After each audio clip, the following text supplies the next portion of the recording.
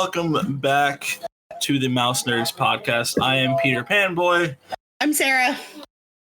And man, first of all, thank you so much for staying with us after the last 2 weeks. We've missed the last 2 weeks. We had some personal stuff come up, and unfortunately, kind of free time and hobbies go out the window the first thing when stuff like that happens. But I am beyond excited to be back with you guys and to have our very first special guest on the podcast. I'm going to give him a rousing intro because he deserves one.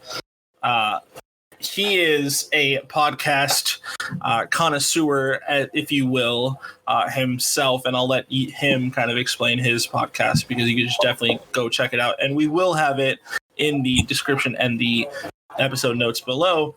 But one of my best friends, Ben, is with us today. He is also a Disney lover and a lover of nerdum as well. Probably more so of nerdum than I.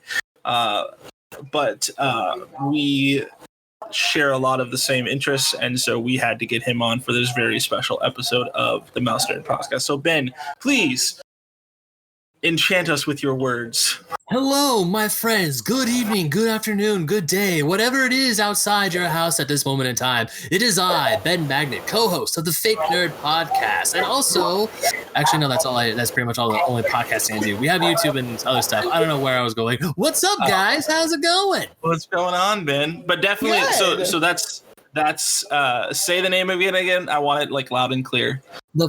I am the co-host of the Fake Nerd Podcast. You could find us on Stitcher, Google Play, Apple Podcasts, of course. We also have a YouTube channel where we do a whole bunch of stuff. We've been doing a whole lot of quarantine podcasts ever since Bloody March. So all of our podcasts are up there, both in a video and an audio form. And we also do other shows on there like Basement Arcade. We have our Fake Nerd Book Club where we talk about comic book series. It's a whole bunch of stuff. And pretty much whatever Micah just said, yeah, I am. I would say I'm definitely like 65% nerd, 35% Disney. With 5% of Thor mixed in. Oh, man. But yeah, actually, so quick little story. So the reason why, I asked Mike if I can come on the show at any time. But fun fact, he and I were college roommates back at our alma mater, Cal State Northridge, in beautiful, sunny, and apparently right now, deathly hot Northridge, California. Yes. And when we first moved in, I went to San Diego Comic-Con the summer before I moved in. And I got a Godzilla cape that was a free swag item, so I hung it up on Micah's thing it was like his cover for his DVD collection because he had his DVD collection out in the main living room where our TV was. So I used the Godzilla cape, and when I showed him, our roommates Scott and Joey, my Godzilla cape, Micah looks at me and he says, "God, I freaking hate you right now." I'm like, "Why? What'd I do to you? I just met you." He's like, "No. You have a Godzilla cape. That's really freaking cool." It was okay. So I thought you were going to say the GTA story, which is even funnier. Oh, I'll say that next. But yeah, Ben, like all the sort of knickknacks and the odd, I don't want to call them odd pieces, but I guess they are odd pieces because like outside you of can the call them. nerdom, Oh God, goodness, what does Ariel say in the song? I got knickknacks and something up. Who's it and what? Who's it and what's it galore? Right. So you want Ben has I got 20. I think I have like 250 to be perfectly honest. He has so many things that like to be totally honest, like normally I wouldn't necessarily think about. But then when you see it, you're like, "Oh my God, I want that. That's so cool."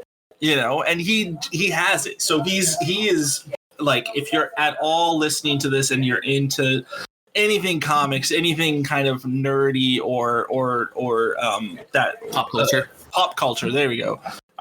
Outside of Disney, obviously, as well.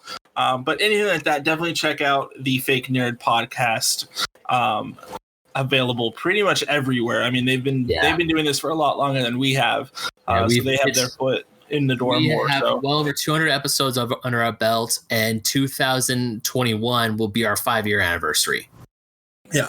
So awesome. Definitely check that out. But I brought him on today We will tell the GTA story right after this, but I wanted to just let everybody know what we're talking about today.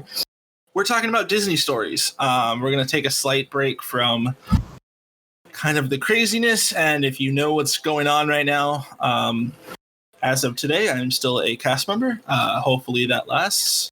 But I am still in love with the company Disney, and so we wanted to share some of our favorite Disney stories with you guys, and just kind of try to find that magic in kind of this world of chaos and non-magic that's happening right now. Yeah. Right. So really quickly, before we jump into that, I do want Ben to share the GTA 5 story. Because I've never heard this story, and I'm kind of mad that I've never heard this story. And so go for it then. In all fairness, I can't tell it because it is Ben's story of me. So Ben has to tell it. And I'm mad at you now because I've asked you before. I want to know all the stories about Micah, and you're like, I know them all. Well, apparently not. Okay, I apologize because it's weird because normally the GTA story is the one where I mentioned quite a bit. Now, for those of you who are wondering, when I say GTA, I'm talking about the video game Grand Theft Auto. Yes. So it was 2014, and while living on campus, because myself, Micah, Scott, and Joey, all four of us lived in the same dormitory together. We called our room the Bat Cave of all. Actually, I christened the room the Bat Cave, and thank God all three of them agreed.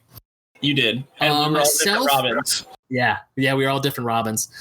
Myself and Scott went to Best Buy.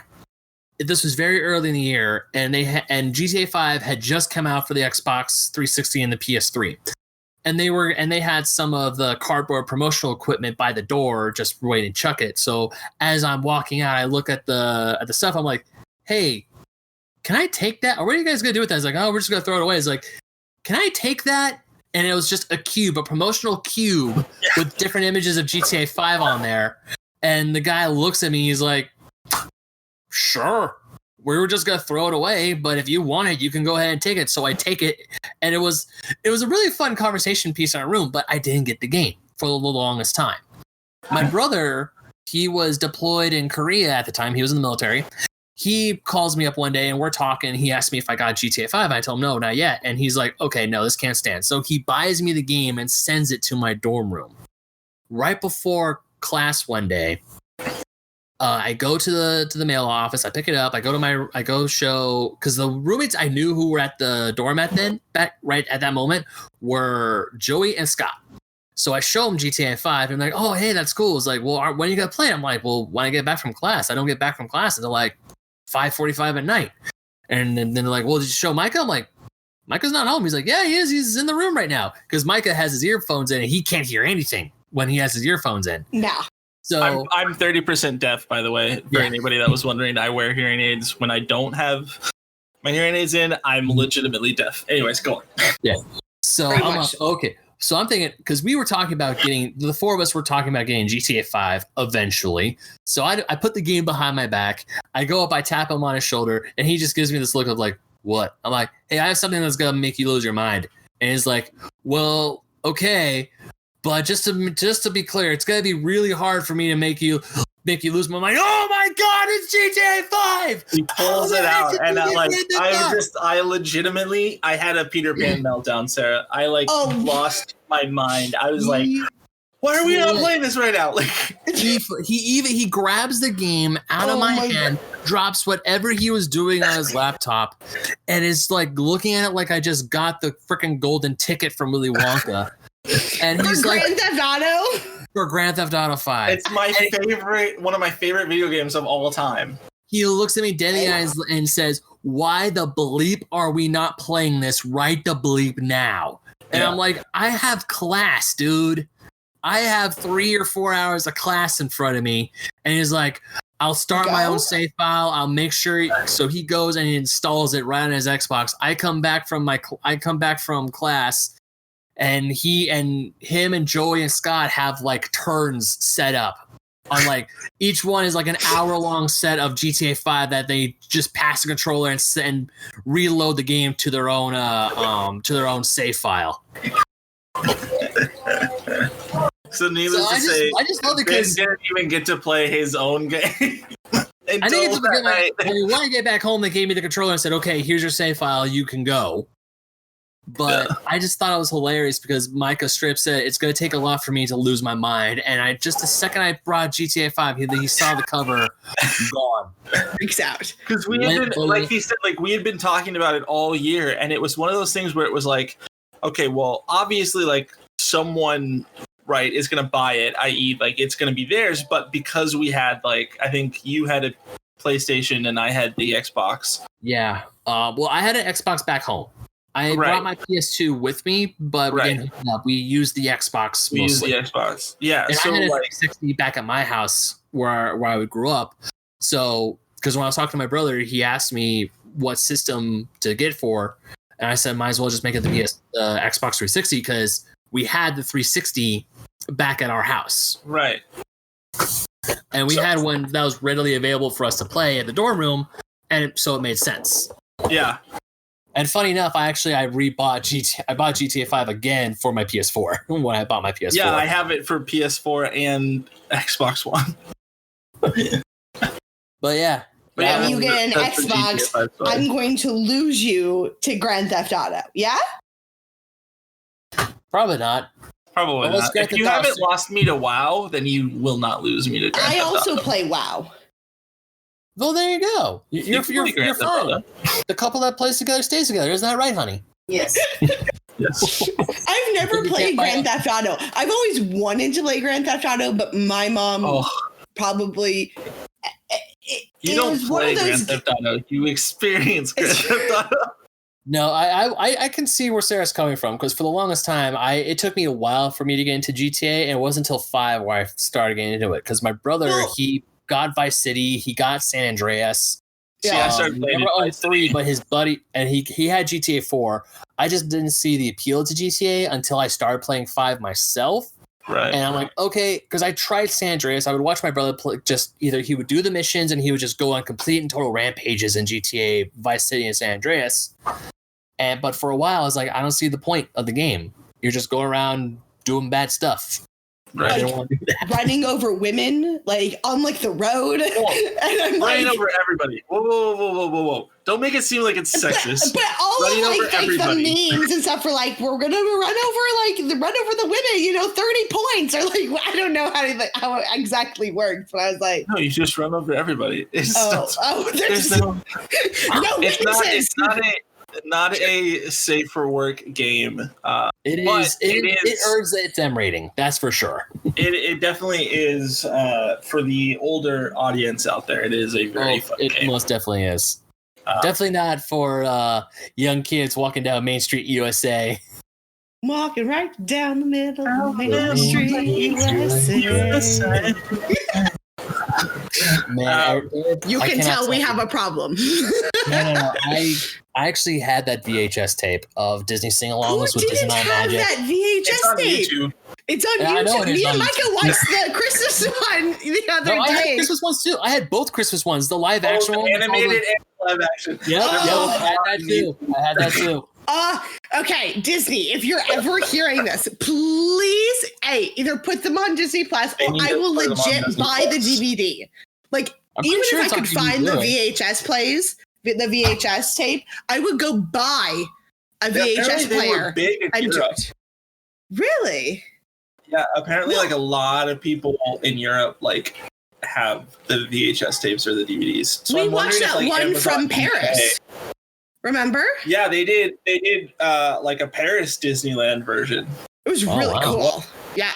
Which is, I mean, it's like almost the same thing, but it's like obviously Paris. But yeah, man, and like they had like Paris specific like outfits and everything too.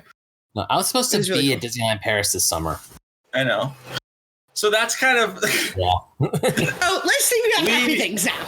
Yeah, let's talk about happy memories, shall we? So right before we started recording, I went to go grab a little something, and the thing, I know this is an audio podcast, people can't see it, but the thing I went to go grab was this. This is a journal I bought when I stayed at the Disneyland Hotel with my close friend Samantha and her friend Christine, and it's filled. And okay, it's not filled to the brim.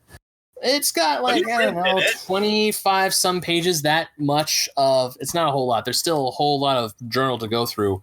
But when I bought this was essentially my like Disneyland stories. Like it was supposed to, every time I would go to the park, I would write in the journals and talk about what happened that day.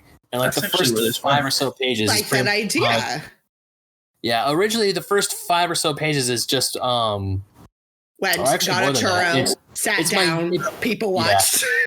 Yeah, but of course that would be a lot of mine. I mean, sadly, I've been to Disneyland and even Walt Disney World quite a few times over the years, and I have not sat down and written anything, so my memory is probably really squatty. But I do have some, because when Micah brought me on, he's like, hey, let's talk about our Disneyland stories or what we like to do about Disneyland. It's like, I literally have a book that's like 1/5 full of Disneyland stories. That's smart. That's actually really smart. Especially and it's funny because I want to be a writer, and this should have been helping me. But there are times where I wake up, and especially when you pull open to close, or a close to open but a close to Disneyland, like you show up at, or say like 10, 11 in the morning, and you stay until midnight. You're exhausted. Right. You wake up the next day, you're still exhausted. You're still so tired. There have been many times where it's like, oh, I'll just write the next thing. Oh, I'll just write tomorrow, and then it just never happened. Yeah, and you just kind of forget about it. But I know you do have some cool Disney stories, and we have a cool Disney story that we shared together. Yes, and then I have the most epic Disney story. I don't know about the most epic. I mean, it's really cool, but so Ben, do you want to start us out? Do you want to? I don't know. You guys left off the lobster nachos as the top 10 foods at Disneyland last time, so I'm a little Everything else I can agree with, but you left out the lobster nachos at Lamplight, so I'm a little. Okay, I'm not mad. But Micah hasn't had the lobster nachos. I've never ate at Lamplight. I've gotten a drink there. I've never eaten there. I love the lobster nachos. It's been on my list. All right, so full disclosure, my beautiful girlfriend Fanny, she's in the room. She's putting some stuff away. So if you hear some things rustle around, that's her. We're preparing for a move. And when she just heard you say that, Micah, she looks over at me and goes, "What?" I know. I've never. It's the one place in California, like California Adventure, that I legitimately have not eaten at. Like I've gotten something pretty much at every other place. Like I've even gotten something at Carthay Circle. Okay. Well, wanted to take him, and we actually had a reservation. I had made us a reservation for like March 17th was like the next one. And of course, Disneyland was closed by then. COVID, what happens? Because when he told me that he'd never been, I'm like, lobster nachos. Yeah, so it was like that week we got back from Arizona. We were going to go together and go, but we will go. I will make him because I also love, what's it called? The chicken lollipops. Those are really good too. They're like little like drumettes that have you can get like barbecue or buffalo, I believe. Is this at Lamplight or is this elsewhere? No, it's at Lamplight. Oh, okay. Yeah. It's on like the appetizer menu. Oh, okay. It's not like a main like entree dish. When Fanny and I, when we have been going, last time I went to Lamplight was with my friend, Michael, you met her, but my friend Marianne.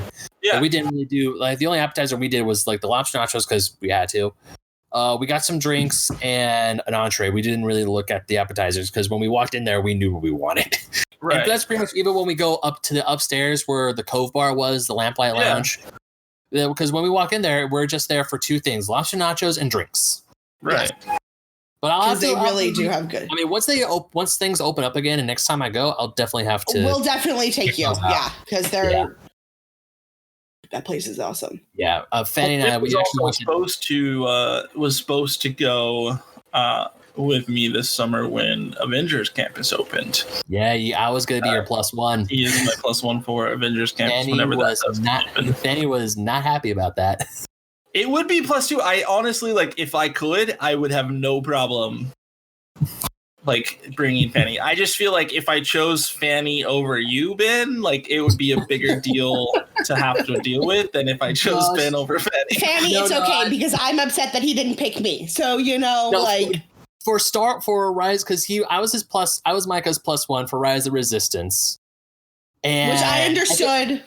And even because when I told Fanny I got to write it first, she was like, what? And the same thing for Avengers. When Avengers was going to open up, I promised her I was going to get her something from Avengers Campus. Like I made sure if COVID didn't happen and things were to go the way they were, I would have probably shown up to California Adventure that day with like stacked with cash, just ready to burn.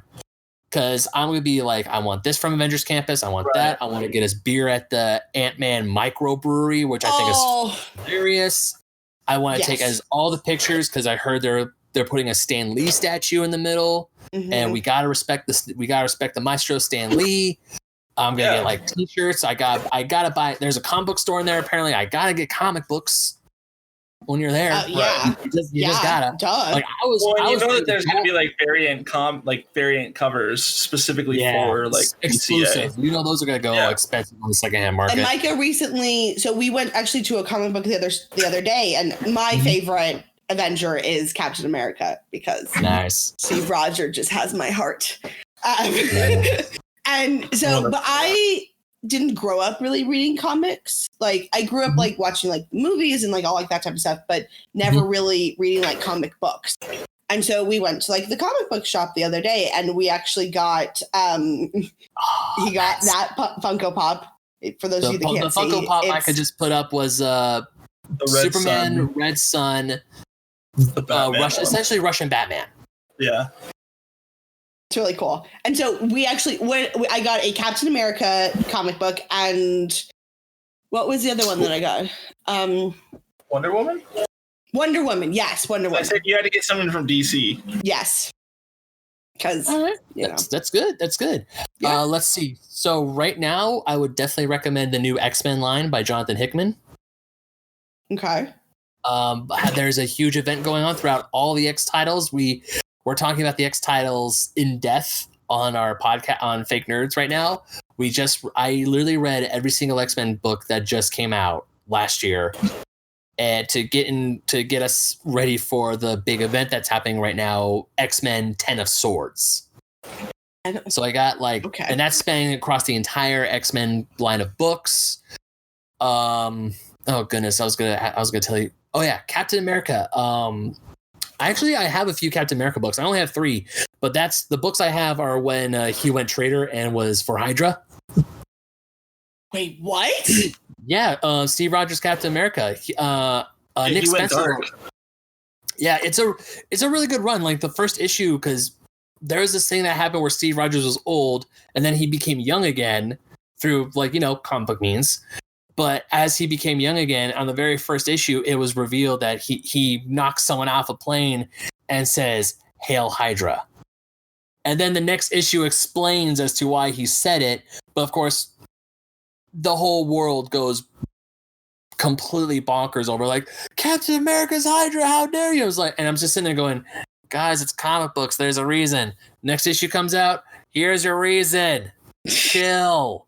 It was the Cosmic Cube. Like Red Skull got the whole of the Cosmic Cube and rewrote time and just does stuff. But it's a really good run. It leads into Secret Empire, which Spencer wrote, and that's actually pretty decent. So highly recommend it.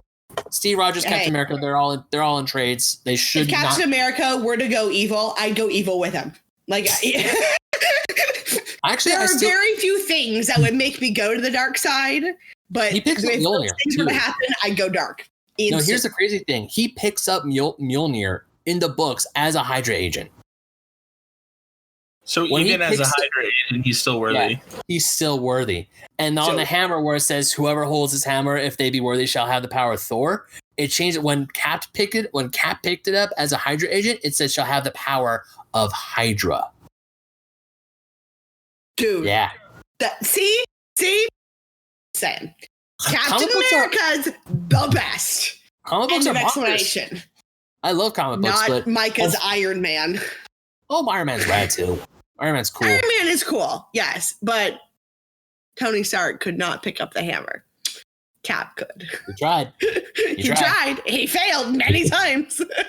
Hey, did Captain America sacrifice his life in game? No. Oh, hey, no? Spoilers. No? Spoilers. Oh, that's right. I'm sorry. I'm sorry. What is it? Oh, that's right. I am Iron Man. I have the gauntlet too. Sarah can't snap. I have a Thanos' Infinity Gauntlet up on my bookshelf right now.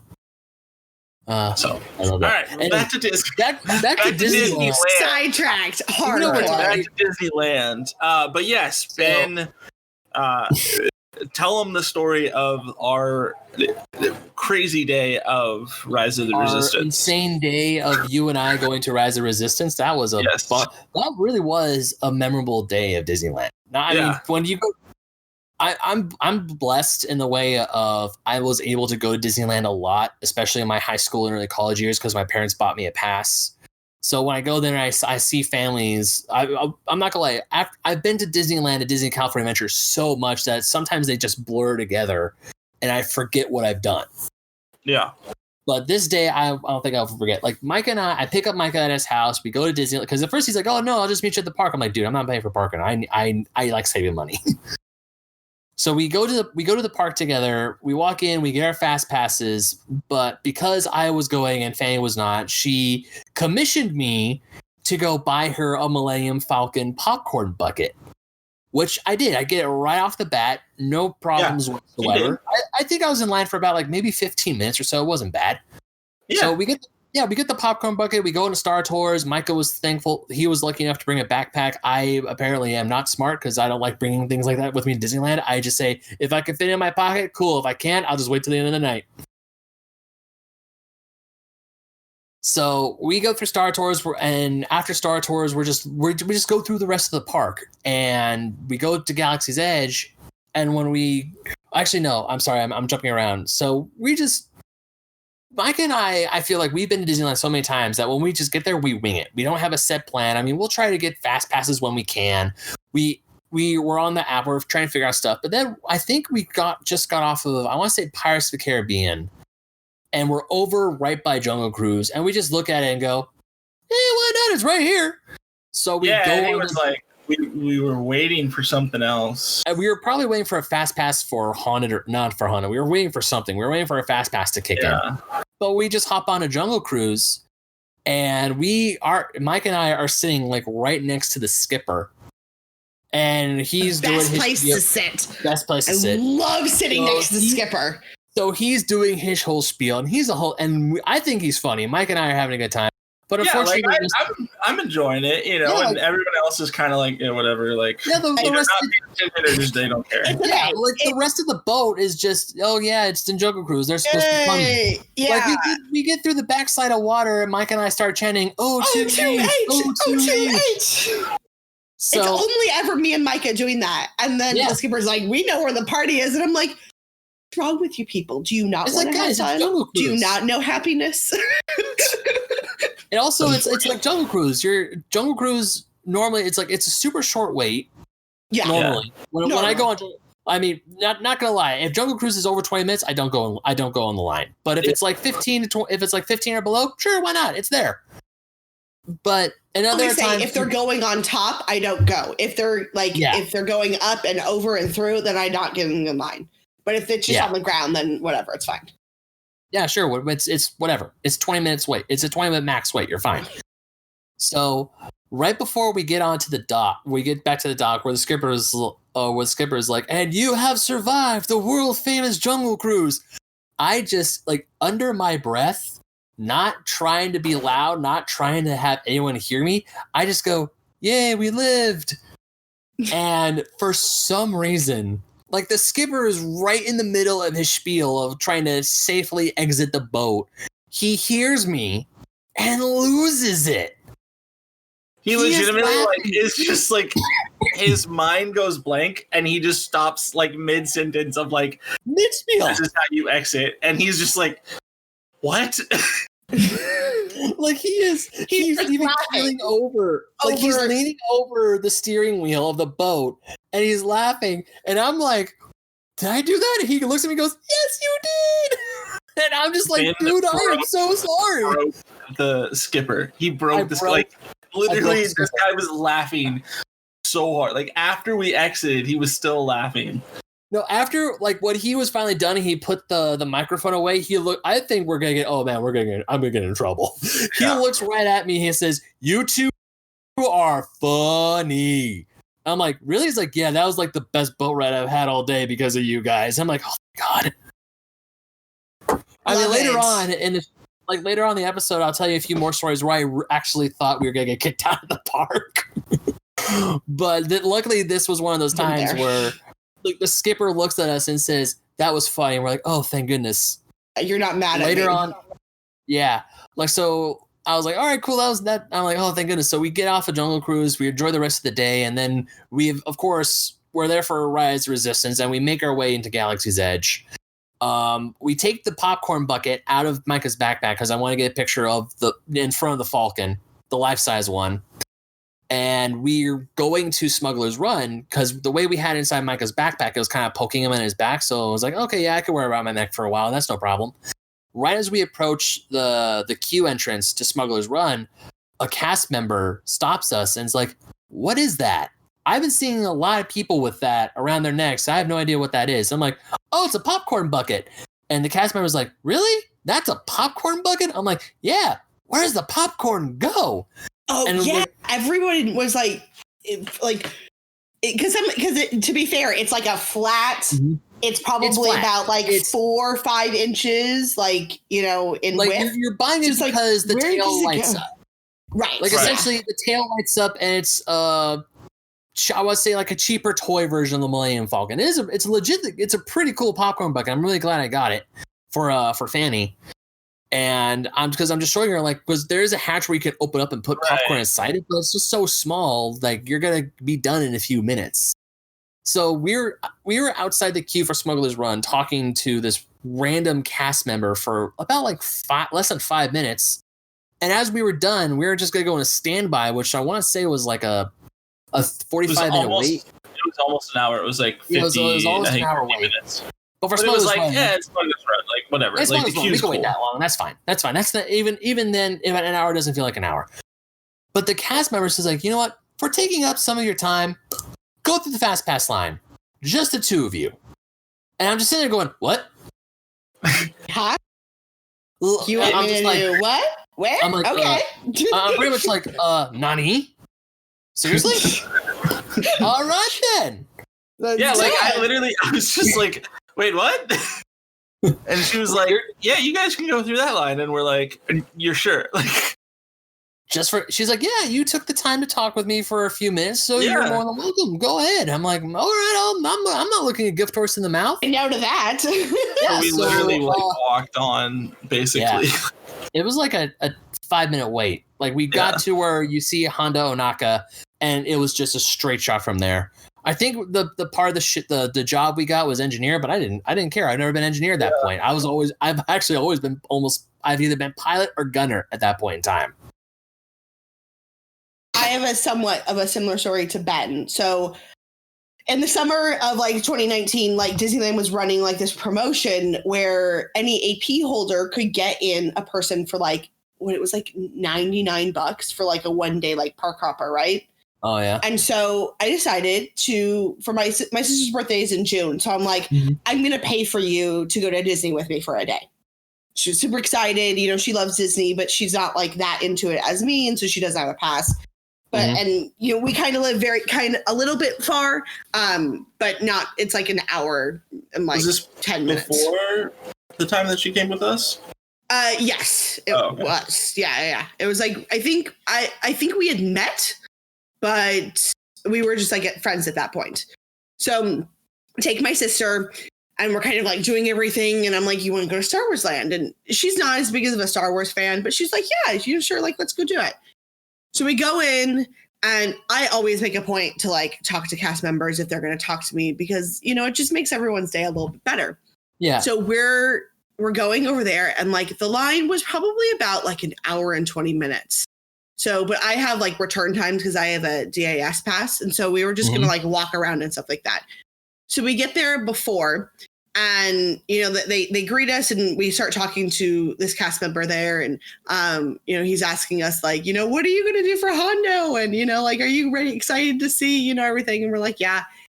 So we go through everything and the ride actually was kind of a little bit like off. I don't know if there was like something like glitching with like, you couldn't tell if you had never like if you weren't like a diehard, like I had read it at that time for like, I'd probably written at least like 8 or 10 times before. So I knew something was off, but everybody else didn't. And so as we're like exiting the line and stuff, we run into this cast member who's like, and he just starts like talking to us. And he's like, hey, come this way, you know, just follow me. And we're like, okay, you know, he takes us like to the elevator and he takes us back up. And we got to ride it twice in a row.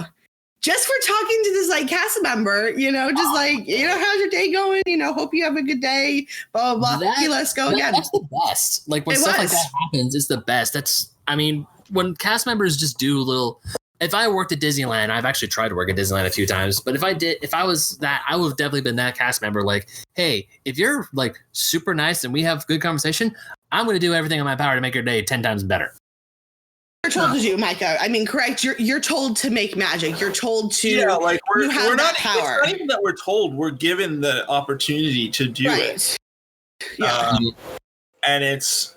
I mean, again, I obviously don't speak for any other cast member, but like I personally, like, yeah, I agree. Like it takes zero effort to be kind to a cast member, and there's so many things that we can do to help you like have an awesome experience. And like, even if every cast member, like, even if like only one cast member out of the day like helps you like that, like above and beyond, it still makes it an awesome day. So like, don't and like the and it only makes thing their day. Like, well, yeah, and it makes our day like a lot nicer because it's like we do remember like the good experiences. I mean, we remember the bad ones too, but you know what I mean? Like we like to talk more about the good experiences.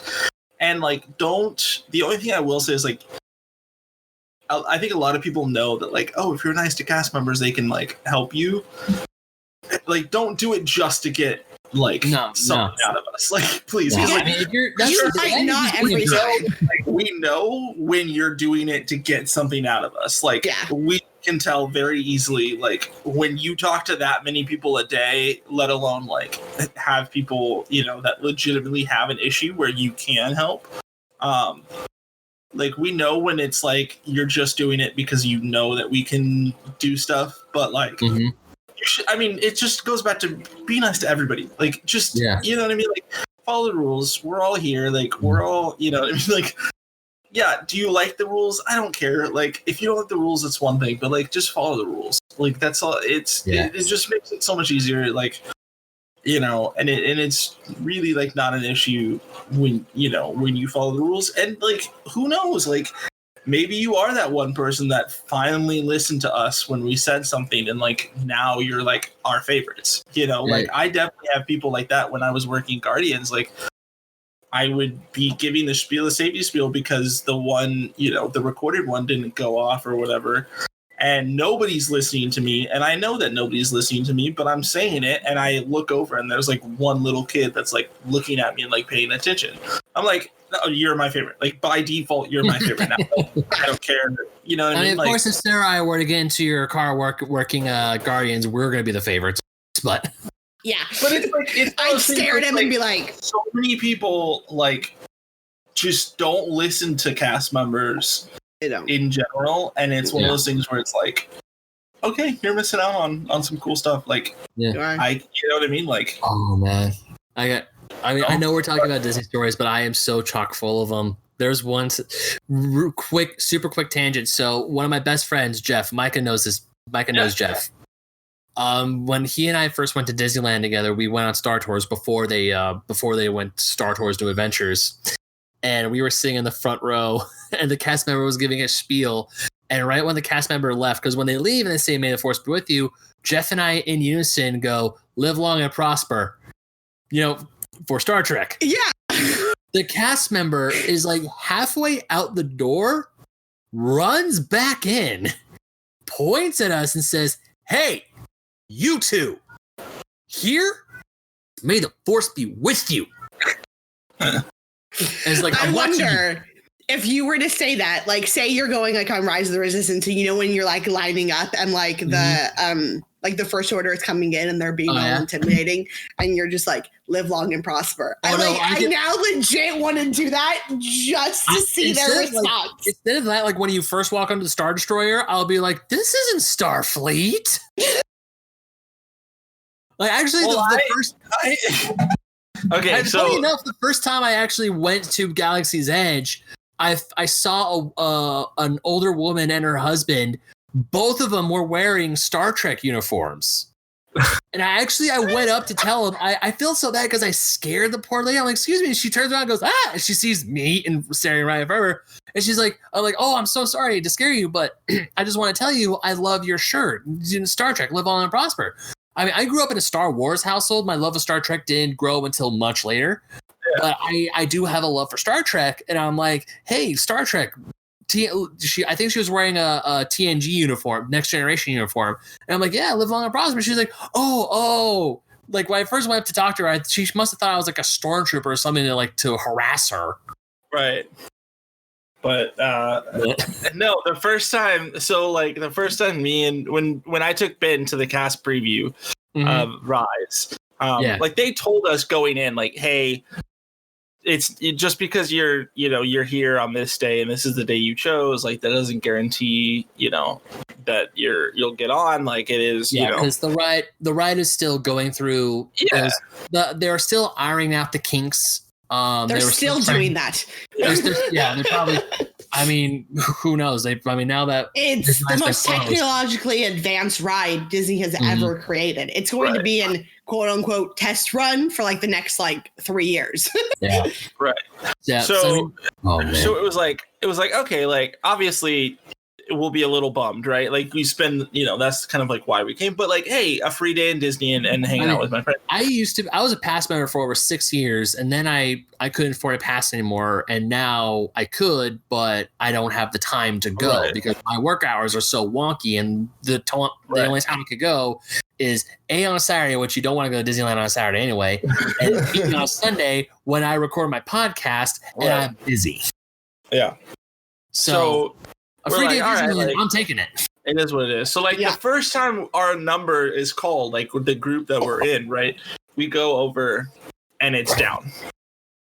So we're like, all right, whatever. Like they're and before that so it's down. We get out. We're just hanging out around the thing.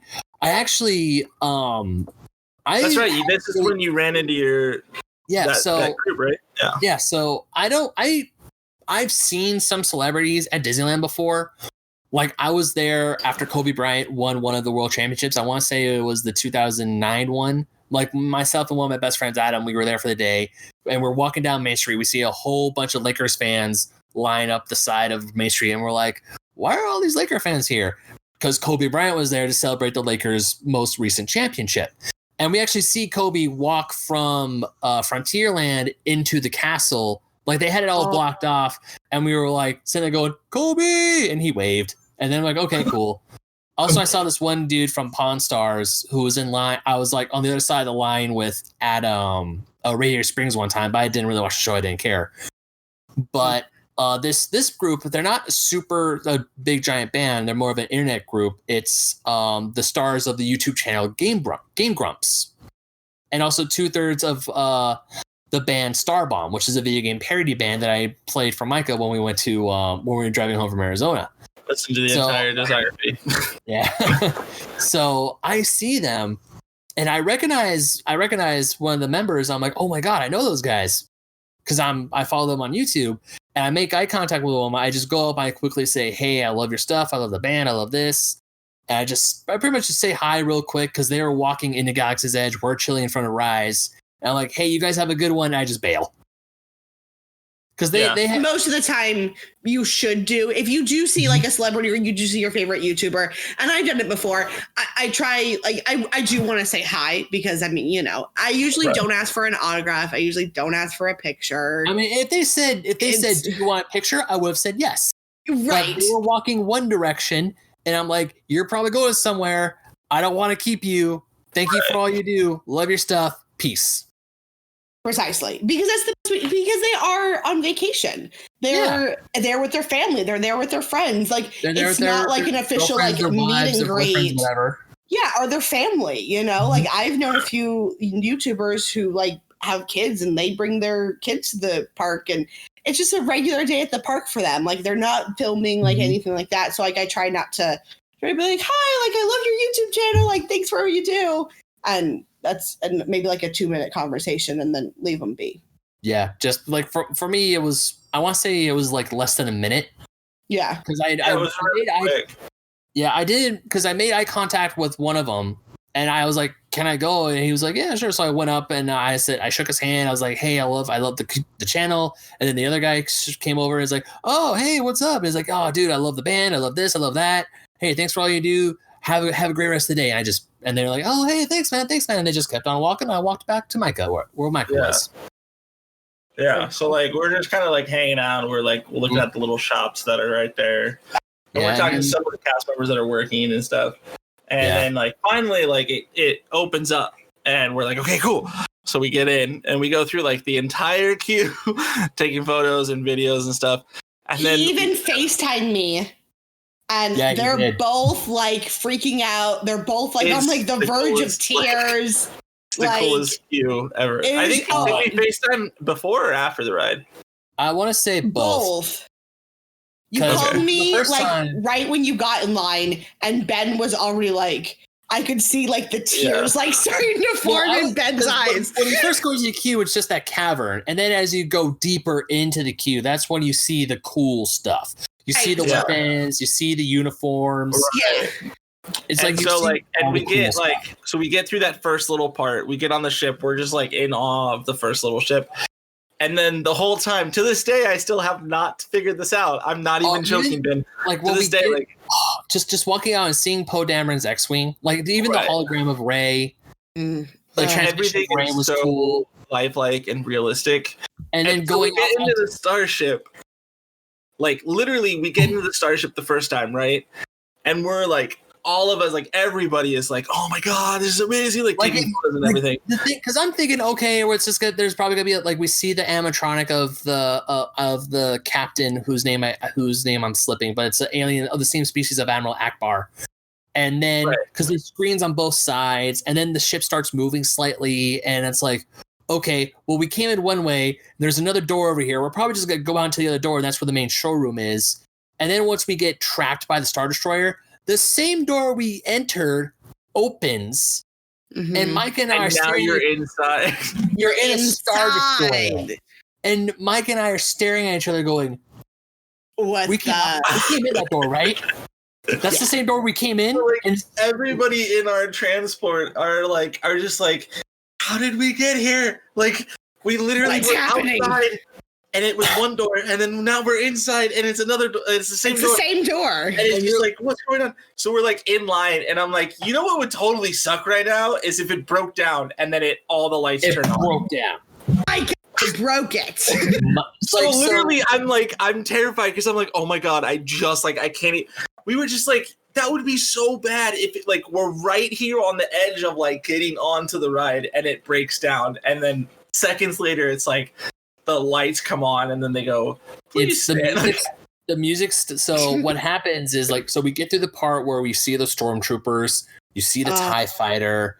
It's glory, where our minds are gone. And you don't know which of the stormtroopers is a real person and which one's a statue. Or an animatronic. Because there's a mixture of all three. Yes. So we're in this line, and then Micah says the magic words, and all of a sudden the music stops. And I have been to Disneyland enough times to know that when the music stops, that's not good. That's the end of the show. There's always music, no matter where you are in the park. If you're on stage, there is music. And when the music stops, it's one of two things. Fireworks / show is about to start, or something's broken and you have to GTFO. Yeah. This time, so I'm like, oh my God, I just ruined it, because they literally, like, it was already like 2 or 3 in the afternoon, and it was like they were like it was later. It was definitely around sunset. I would say it was around like 4 o'clock or so. Yeah, it was like because they were like, we don't know like if it's gonna come back, like all this stuff, and I'm just like, oh my god, I just ruined it for like everybody. So, and I was like, oh my god, like I don't know the next time he's gonna be able to get here. Yeah. So as we're exiting, they actually give us re-entry fast passes. Yeah, they're like, hey, like just come to this gate, like when it opens back up. Like, yeah, because they knew we were moments away from getting from getting on the ride. So at that point, I think like the cutoff for when you're guaranteed a return pass when that ride breaks down is when you get onto the ship you're inside the Star Destroyer. Yeah, so I found out since then. Yeah, that's like if you make it that far, the ride dies, and we don't know when to get back up. Here's a return. You're free fast pass essentially. Yeah. So we go out. We're like, oh man, that's a book, because we were still losing our minds after what happened on just from that little segment of the ship. How did we get from guys? I cannot explain this enough. I'm still trying to understand how this works. How do you go from outside? You're in a ship. They explained it to us, remember? No, they didn't. I don't want them to. I don't want to know how they did it. I've asked because I know. I know how it's done. This is how they did it. We get into a spaceship. We go into space. We get caught in a tractor beam. We're in a Star Destroyer. That's how it happens. I'm not ruining the magic for me. I don't care anymore. Same thing. Like, if I ever get stuck on Peter Pan, and it. God, that's the one that Micah does not want to get stuck on. And the ride stops, and I have to evacuate while I'm in the room for Neverland. Like when you see Neverland Island and all stars are everywhere, I'm closing my eyes. Someone's have to guide me. I don't want that to. I think I know how they do it. I don't want to know. I know, and I still I choose not to. I even told Micah, if we're ever on the ride together and the ride shuts down, I'm literally going to be like, close your eyes. And I'm going to like escort him out of the building. And when someone asks me, I'm like, flying. The ship is flying in the air. Period. You're over Neverland. And Neverland. Yeah, like I've been on. Yeah, like I've been on Indiana Jones twice when it broke down and the lights came on and my Jeep had to go through the rest of the ride. Right. So I was able to see like the set design, the scrim, the skulls that they did a little less detail on when you're in that room with all the skulls and the ghost comes chasing after you. Oh yeah. But even when the boulder doesn't turn on, but you can see how like where the boulder is. But other than that, I mean, luckily, whenever that would happen, they would say, "Hold on a second, okay, cool, you're going again." Right. Because it's like you were on the ride when it broke down, so of course you get to go off and do it again. And the only time, and I've never been on Space Mountain with the lights on, but I have been on it with Rockin' Space Mountain back in 2007. But with Rockin' Space Mountain, where I could at least see the track in front of me, but not much else. Yeah, so that was like, luckily the ride did come back. We did get to ride it fully. Yeah. Well, not just that. There's more to the story. So we came back. So I mean, we're constantly checking around. We're trying to figure out when, like, we're checking the queue if the ride's back up in operation again. It gets back. We get the message pops up is like, hey, it's up and running again. Cool. We head back. We go. We do some other stuff around Disneyland. We're still having a blast. We're having a great time. Like even right before we went back to, like before we even went to Galaxy's Edge, we were chilling over by Space. I almost called Splash, Space Mountain, and Star Wars Launch Bay, and we see Captain Phasma walking around, and she sees us, points us out, and walks right to us because I'm wearing a Force is Strong on my family T-shirt, and she's pointing at me and like giving me the "whose side are you on" look. Even under her, I could tell. I'm like, this is rad. This is just too cool. That was really cool. Yeah. I love Star Wars Galaxy Edge because, so I'm a rebel. Micah. Michael. Sorry, I had to turn my lights on. I don't know why that came out. He's on the light side. I'm on the light side. Micah's on the dark side. And hold on. Oh, God. Oh, wait, Ben. Yeah, I know nobody else can see this, but. Oh, the lightsabers? Nice. Oh, it's purple too. That's cool. Oh, of That's course, my color. I took like the quizzes and everything, and my color is purple. Uh-huh. Now I'm once Galaxy's Edge opens up again and I'm able to build a lightsaber, I'm building a green one. Yeah. Just wait. Then Stan says he wants one. We'll both get lightsabers, honey. He has Luke's lightsaber. Oh, rad! I have that. I still do have that. It's beat to crap though. I need to get it cleaned and fixed. Or FX one. Yeah, no, I have that one too. And then Micah also has an orange one. And then I don't know how he's spoiled. Okay, period. End of conversation. Micah is spoiled. Are those like those? I see the sabers all the time at WonderCon. They're from Ultra Sabers. Yeah, those guys. Yeah, Ultra Sabers, but like Saber Forge, Ultra Sabers, Kyber Sabers. Those like companies are really good, and then this is the FX, like the FX specific, like one. I have the FX Luke Skywalker one. I have a Kylo Ren one that I bought from Toys R Us for $60. It's the cheaper one. It's not like the full size metal version.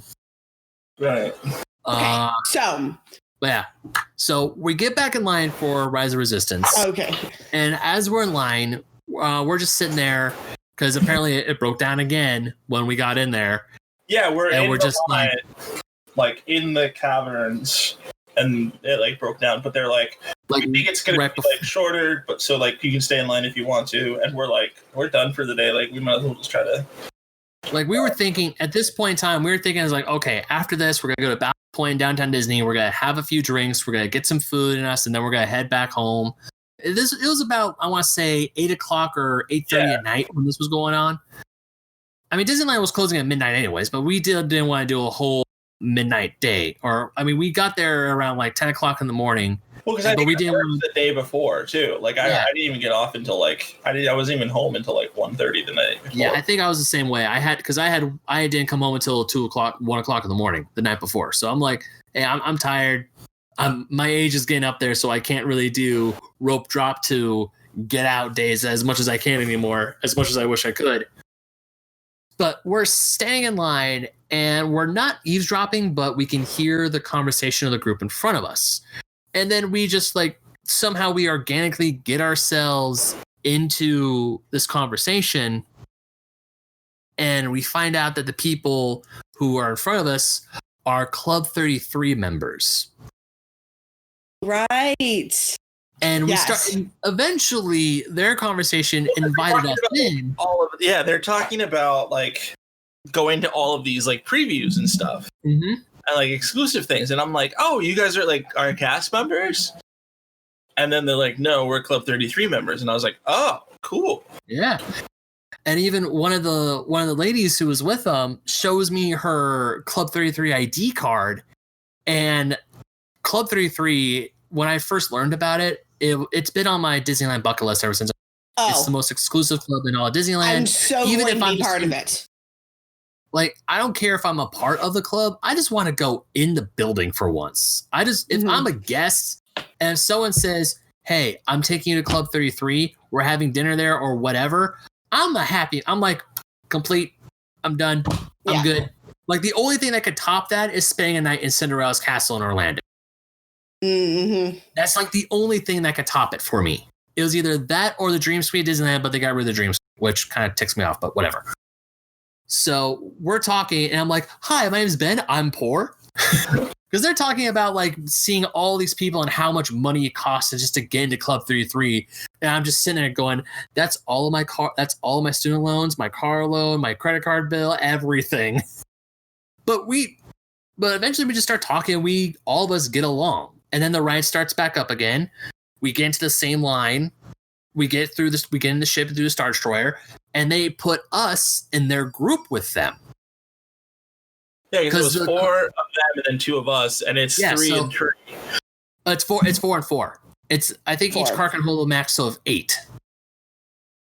I think it's 6. Anyways, either way. Either way. They call us up, or when we get to the front, it's like, how many here to be interrogated? And they're like 6. And Mike and I are like, oh my god, are they including us in their party? So we all get to go on together. And as we get off the ride, it was just, oh man.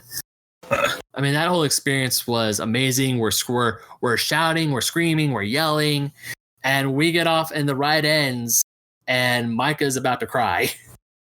I can't breathe. I'm like, and like in a good way. It's not like I can't breathe, like I'm having a breakdown. Like I'm legitimately just like, I don't know what I just experienced. I don't huh?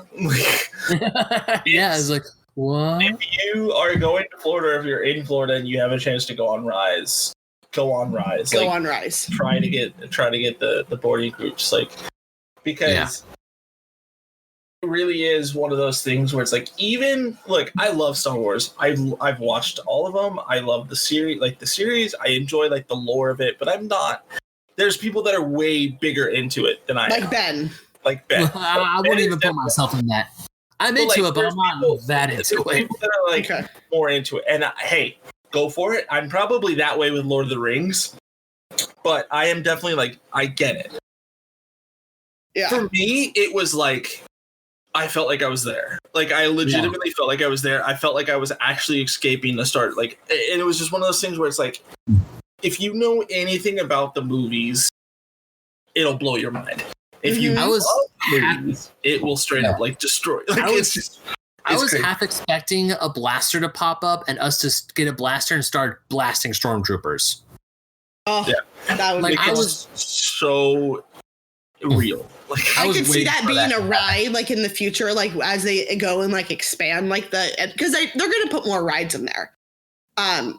Probably over like the next like 20 years. To be not a lot of space left, but who knows what can happen. I mean, Disney is they're very good with using the limited amount of space that they have. Yes, and I've learned that from Micah. Do you want to share your experience with that?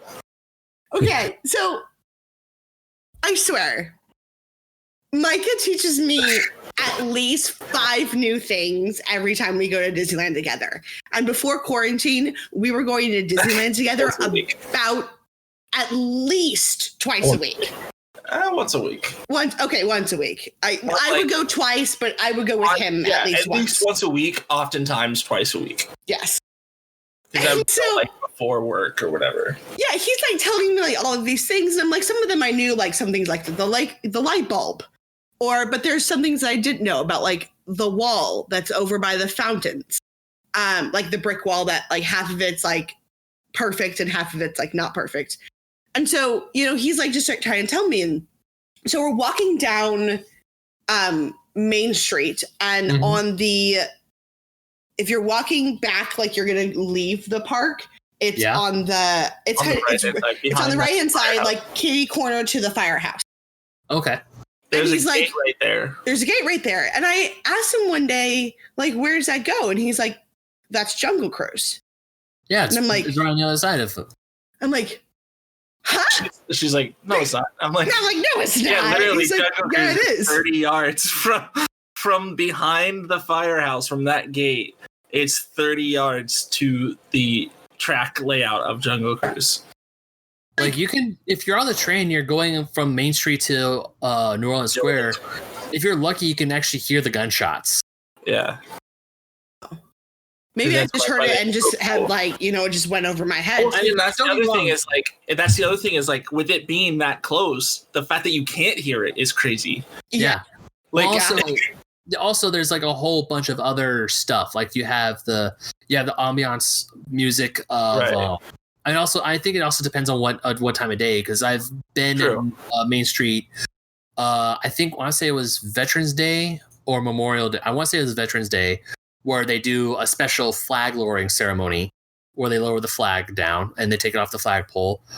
And of course, sometimes I've been in the park. I've got inside Disneyland when the Main Street marching band is there, just doing a show right in front of the flagpole. So there's like a whole bunch of stuff. And also when you're in that part of Main Street, you're really not just listening. Your mind is set. You're either going to the Emporium, you're waiting for a friend, or you're just going around and looking for something. Yeah. And your mind isn't set to all the other sounds around you. Yeah. Well, it kind of makes sense because entering Disneyland, even just downtown Disney, you're slowly but surely getting it's like sensory overload. And like once you pass those gates and you go under the train tracks, it's like, hello. Yeah. Yeah, pretty much. We've talked about that too. The fact that like there's so much, and it's like so much. So I mean, I think adults, it's sensory overload. Yeah, that's why I always try to be like super understanding for kids, because like I'm 24 and I get overloaded sometimes. And so imagine a 2-year-old where they're this big and I'm this big, it's like it's triple, quadruple, 100 times sensory overload for them. If it's sensory overload for me, how could it not be for them? Yeah, definitely. But they definitely have a really good, like, they utilize they Tetris pretty much is what it is. It's like exactly like where this is all going to like funnel in throughout itself. But yeah, it's even crazier backstage. Yes. I bet. Sometimes I see things and I'm just like, oh, I wish I wish Ben was here to see this because it'd be so cool. I wish Sarah was here. Like, there's so many things that are back there that it's like, oh, if you just like, if you knew it, I honestly believe like it would make you appreciate it so much more. Yeah. But it was getting back to the end of the Star Wars story. The first story, even though we chucked a bunch of tiny ones in that whole thing. I don't know how much time we have left, but because I can tangent and ramble. We got time. We get off the ride, and we're walking with this group. We like say goodbyes, but then we don't. But we're so like because we don't know these people very well. We just met them X amount of minutes ago, and they took us with them for their party for Rise of the Resistance. But they're talking about going back to the club, like Club 33, and then Mike and I are like, have fun with that. We can't get in. Right. But right before we leave, one of the guys is like, do you guys want fast passes? And we're like, what? And he gives us 5 fast pass. No, 5 or 6. He gives us a bunch of fast passes. He gives us 6 fast passes each. So 12 fast passes. 12 fast passes, 6 rides each. Because he just when you go to Club 33, they give you I think it's like 8 passes each. Yeah, and they were like, we're not going to use the 6 for the day, and like you don't carry them over, so they just go to waste. So he's like, do you guys want these? And at that point, Mike and I were hungry. We were thinking we were going to go to Ballast Point. We were probably going to leave the park closer to 10 o'clock because, Ballast Point, and it takes a while to get a table. You have to order your food, your drinks. But this guy's offering us free fast passes. Ballast Point plans go out the window because we weren't able to get a fast pass for Indiana Jones at all. And now we can go back on Space Mountain. We can do all these rides, just like shotgun them. So that's what we did. And as we're going through, we're just reflecting on the rest of the day going, wow, this truly was like a magical, most happiest place on earth, notwithstanding. Like, when you go to Disneyland, people say, oh, it was magical. Today really was. Like, the things fell in line that made the day better. Well, yeah, and it's one of those things where it's like, is every day at Disney like that? Maybe not, right? Like, not every day, like, you're going to get free fast passes. You're going to get to walk on a certain ride. It's like, but it makes those days that does happen, like, even better. Because you're like, I'm not even expecting this. Right. I'm expecting, like, my normal kind of, it's fun because I love Disney, but there's also, like, some, frustration because it's thousands of people. And like for that to happen, like for one of those things to happen, it's like, oh, that's such a cool thing. But then to have a day where it's like 3 or 4 things happen, it's even cooler. And I know Sarah has been waiting to share this story. So I will, but her story is one of those days where it's like one thing happens and already you're like, okay, cool. If that's it can't get anything better. And then it gets better. And then it's like the next thing happens and you're like, oh, come on, like one more. And then it's like happens again. So Sarah, take it away with I'll let you even title it. I'm not even going to title it for you. Like what to call this. I mean, I legit, and Micah gets mad at me. I'm like, it's my Mary Poppins Day, but it's the best day I've ever had at Disneyland in my entire life. And I met my boyfriend, Micah, at Disneyland. And so that's saying, I know, that's what I have to live to.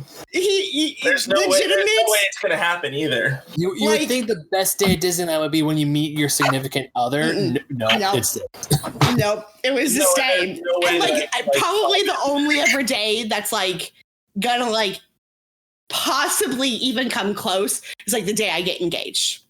Like that's but at that point. No, I don't want to engage at Disney. I mean, it would. I'm game for whatever, right? Okay, but it would be this engagement would have to be like out of the water, like blow my socks off. Something like spectacular would happen in order to possibly, because I think that even if on the day I get engaged, this day, my Mary Poppins day would probably still be a better day. All right, so what happened on your Mary Poppins day? I want to know. Okay, so it actually started off really awful, sadly. So I was celebrating my birthday. Kids with Mary Poppins, things start off awful. Okay. Yeah. So it was my birthday. Micah was supposed to come. So I had gotten to the park early because I was like, it's my birthday. Like, I want to do a park open, a park closed type of day, right? So I get to the park. Yeah, I got to the park at about 7:30 in the morning. So it was a Sunday, went into the park and decided, we call it the porch. I decided I was going to go get a coffee at Jolly Holiday and like a pastry, and like maybe like a little breakfast, and then take it back to the porch and go sit in the rocking chairs, kind of waiting for everybody to kind of get there. And I know a few people. So the porch, is that on the side on the side of Main Street? So like if you're looking at the castle, it's on the right-hand side. It's right before the Starbucks. Yeah. I know what you're talking about. Did it used to be the lingerie store back in the 50s? It used to be. It did, yes. And then now there's a couple of people who are the nicest people. Vivian, and I'm blanking on her husband's name, but they're always there. And Vivian wears like this big giant like hat. She's English. She's hilarious.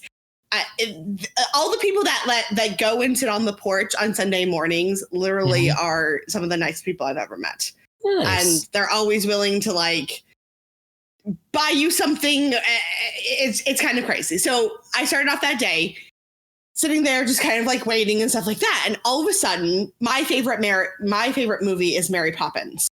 And so I see Bert, like, walking down like the middle of Main Street. So I'm like grabbing my stuff and, putting on my backpack. And I'm like, hi, Bert, and I have a birthday pin. He's like, oh, happy birthday, Sarah. And we had like a little bit of exchange. I was like, oh, is Mary Poppins going to be out soon? And he's like, no, she's still getting ready. Girls, sometimes they can take a little bit longer. I just like laugh at him because I'm like, yeah, that's very true. And he's like, well, she'll probably be out later, possibly in Fantasyland. So, come and find us then. And I'm like, okay. Because Mary Poppins is one of those characters that if you don't know, she isn't out a lot. She doesn't have a designated stay station. And when she's out, she's like walking around, like talking to guests. She usually doesn't stop to take pictures or like anything like that, right? I've seen Mary Poppins I think one time I did see Mary Poppins just chilling in front of the opera house. Because there are times, it's weird, because a lot of characters, especially some princesses, before they had that new princess thing put in next to the castle in Fantasyland, there'd be times I'm entering Disneyland, like in the middle of the day, I want to say like 3 or 4 o'clock, Snow White is right in front by the flower mural, Cinderella's on the other side, and they rotate the princesses. And there are times I'm walking into Tomorrowland, and here comes the evil queen. And I'm like, the heck are you doing here?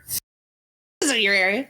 But yeah, so, and every time like I wanted to go meet her, they would always like cut the line off. Like as soon as I got there, I was like, dang it. Like, okay. So I'm going about my day. Micah calls me and he's like, I'm really not feeling good. I have to work later. Like, I'm not going to come in. And I'm like, well, darn. And so at this point, I'm in line in for all fairness, Alice. I also was very sick. I had worked until like midnight again the night before, and I had to be back at work. And I I was legitimately sick. So I don't want people to think that I just skipped out on her birthday because I wasn't feeling good. No, I legitimately was sick. He was. And so I was like, oh, and I'm like thinking, so I'm like standing in line for Alice, and I'm like, do I go home? And I'm like, no, I'm not going to go home. Like, I'm just going to do like my own thing, like I've done so many other times at the park. So I go on Alice, I'm kind of like walking around, and then all of a sudden I see Jungle Cruise, and it's a 5-minute wait. I'm like, oh, I'm going on Jungle Cruise. Like, let's do this. So I'm standing in line, and for those of you listening to the podcast that know me, you guys know that I talk to anybody. I've met some of the greatest friends at Disney just by simply going up to them and talking to them and be like, hi. Or you're wearing the same Spirit jersey I'm wearing. Shout out to my twin, Sarah, the Sarah number 2. And Kiri. We love you guys. And so I'm just like standing in line, and this girl behind me, I just start talking to her because she has a birthday button too, and she seems to be alone. And so we start talking. Shout out to Rachel. Hi, Rachel. Hope you're doing good. She listens to the podcast. So I turn and we just start talking, and lo and behold, we find out we're both there alone, and we're both celebrating our birthday. She was coming from Kentucky, if I'm remembering correctly. Oh, wow. She's never been to Disneyland before. She was there alone. She was coming down because her work had something like in like the Anaheim area, and she had this random day. And so she's like, I'm going to go to Disneyland. Like, the company's like paid for my flight and everything like that. So like, I want to go to Disneyland. So I like kind of like offer and be like, I'm a seasoned like Disney person. Like, do you want to just spend the day together? So we decided to spend the day together. We're talking, we're going on the canoes. I'm telling her like all like the Disney stories that like Mike has been telling me. And now I get to be like that person that, you know, like knows everything about Disney, and I'm all like super happy and everything's going great. We decide we're going to walk through Fantasyland. As I forget where we were going next. I don't know if we were going over to DCA or what we were doing. Was that before Tinkerbell or after Tinkerbell? This was before Tinkerbell. Okay. No, after Tinkerbell, actually. I skipped over Tinkerbell. Oh, dear. I know. Hold on. I will get to that. Well, that's the thing that happens. Let me go over the Tinkerbell thing first. So actually, before I met Rachel in that morning, after I had met Bert, I was waiting in line because I was like, I'm going to go meet Tinkerbell. Like, you know, it's 8:00 in the morning. There's nobody else in the park. There's no line. So I go up and like, I'm telling her all these like funny things. And I'm like, yeah, you know, my boyfriend, Micah, you know, he can't be here today. He's really not. I said, you know, he's sick. And she's like, he's not here on your birthday. Like, let me record a message for him. And so I'm thinking like, she's going to be like, I'm so sorry you're not feeling good. Like, make sure you come stop by and see me next time. By the way, again, it's me, the Peter Pan boy. Like, Peter Pan obviously is my favorite.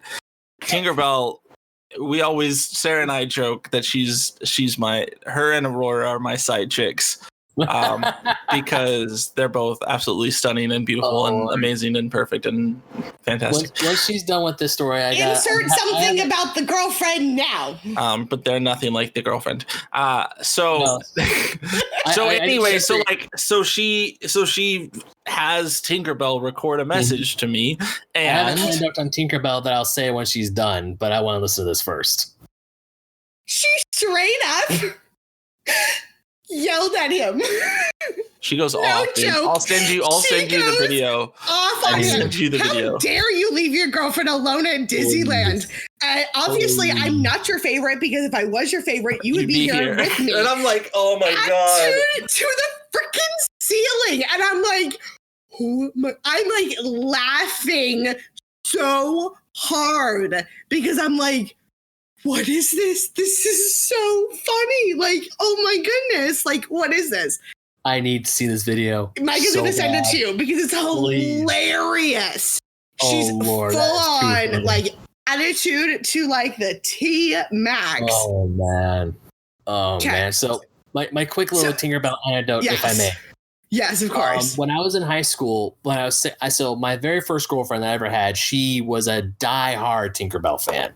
Like, so many things. Like, when we were at Disneyland, she was trying to go to meet Tinkerbell, but the line was too long. So we're like, okay, darn, go meet Tinkerbell. Yeah. So eventually she breaks up with me. And as like a way to heal, I'm at Disneyland.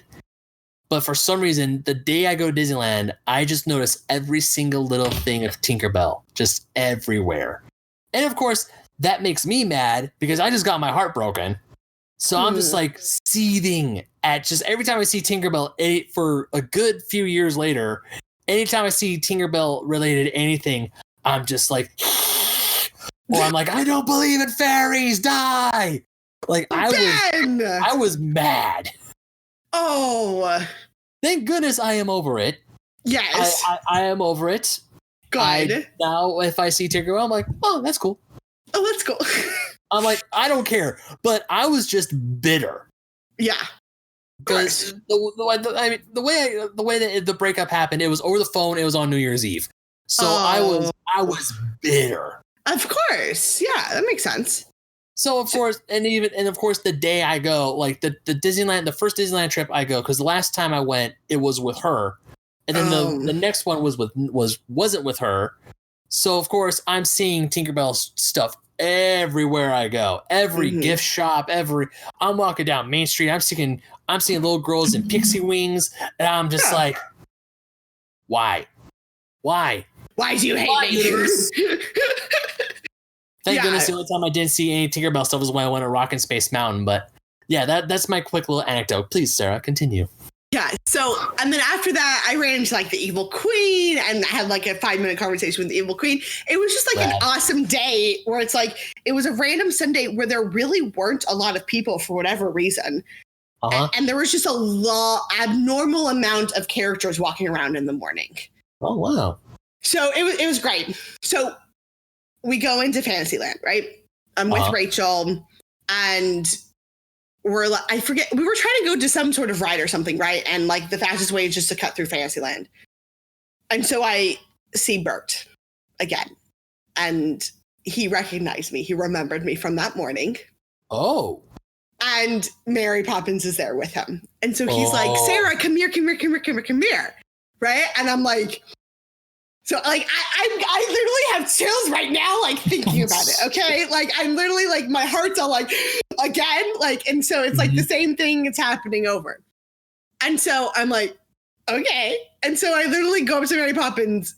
There are tears starting to like stream down like my face. Cause I'm like, oh, wow, you're my favorite. You mean so much to me. Like, thank you for like, and she starts like, you know, so we have like a conversation and there's like, and at this point, there's like a bunch of other people like surrounding us, and she's just talking to me.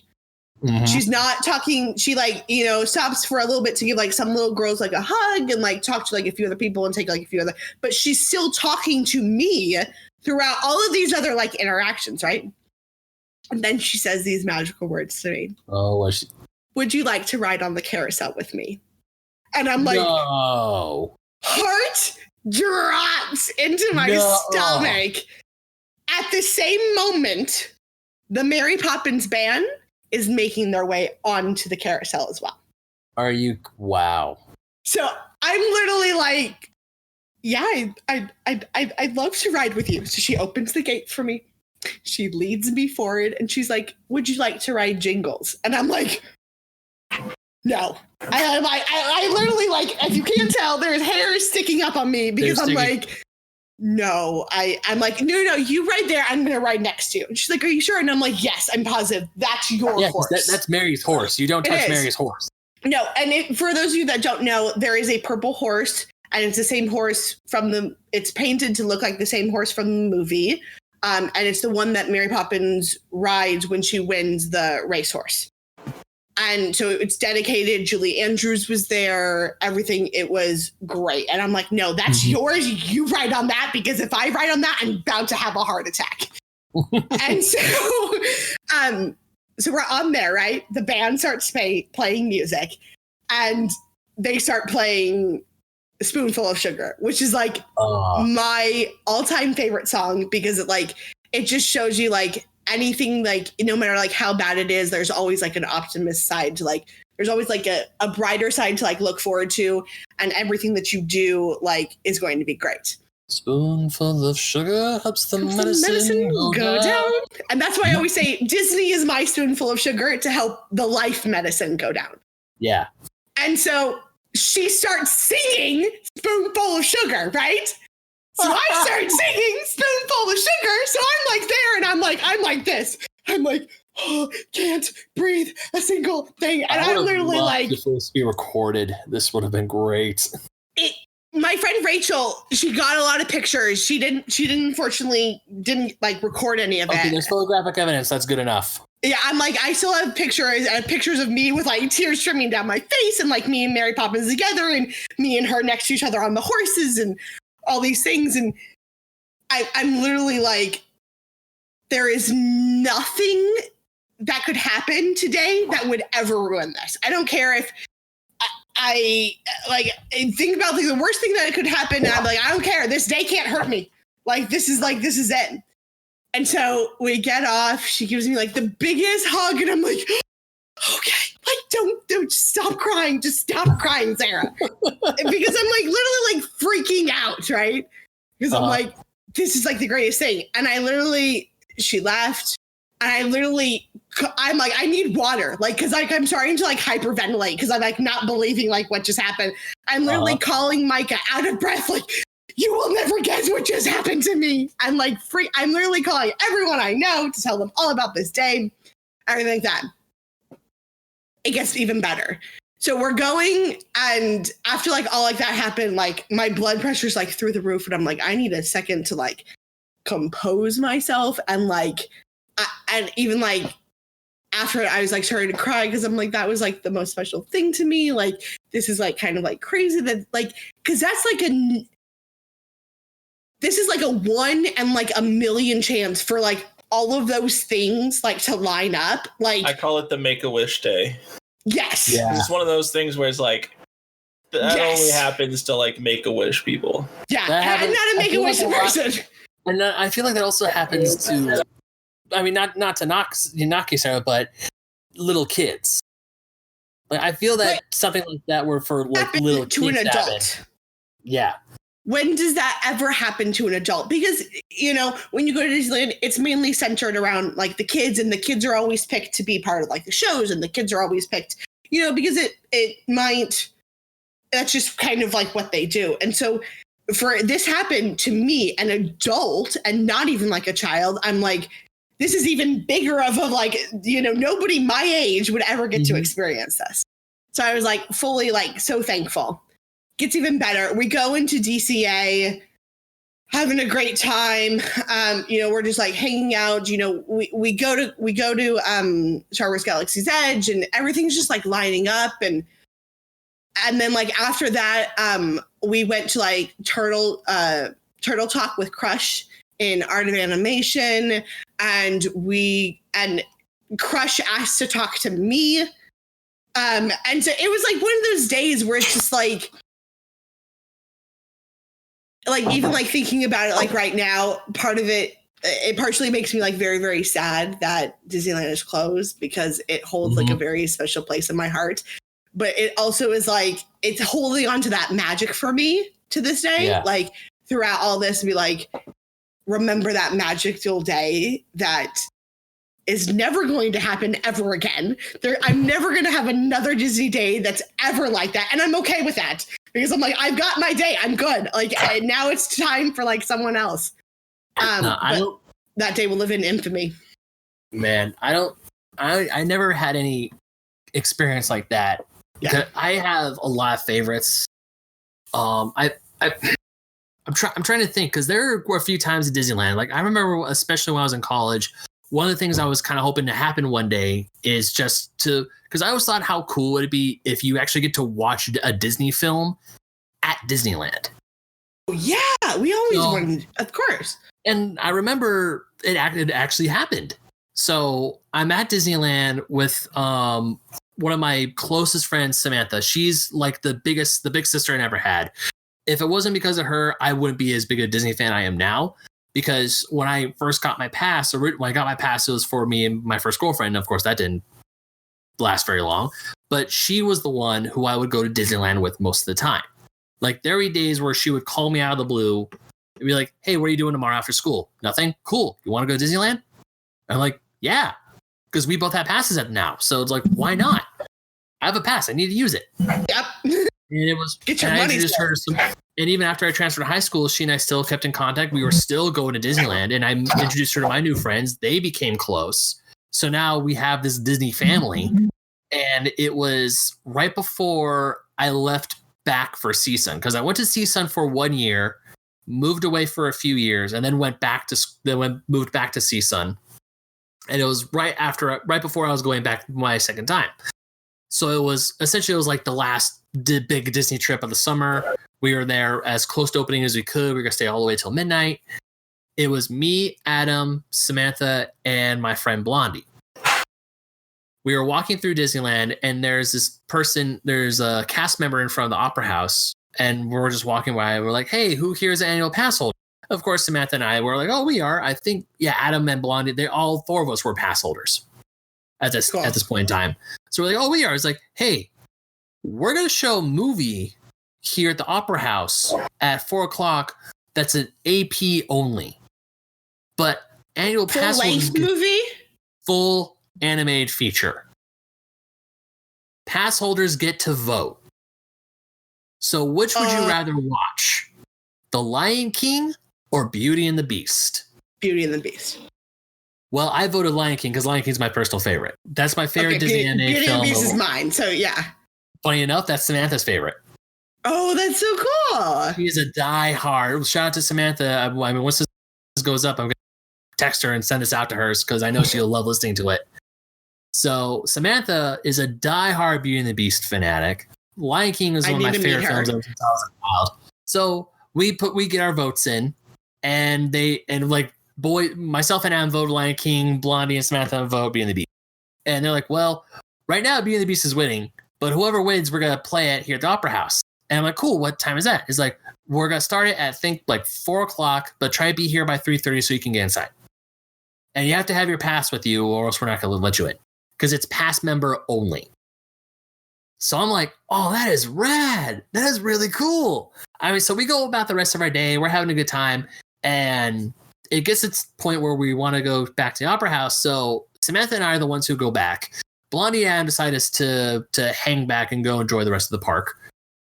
And I'm like, if I have a chance to watch a full-length cartoon or a full-length film at Disneyland, I'm not passing that chance up. I've wanted to do this. So we get inside. We're right in the front. The Opera House has a decent sized screen. Opera House is pretty full. And the cast member is like, okay, so who here voted for Lion King? I'm like, me? Like me and a few other people go, we did. Who voted for Beauty and the Beast? Roar. A roar from the crowd. So I'm sitting there going, okay, Beauty and the Beast probably won. Okay, that's fine. But I'm sitting there like, all right, you know what? It's a classic film. I love the music. I love everything about Beauty and the Beast. So I was like, you know what? I'm not gonna care. So the lights dim. You see the font. Walt Disney Pictures presents.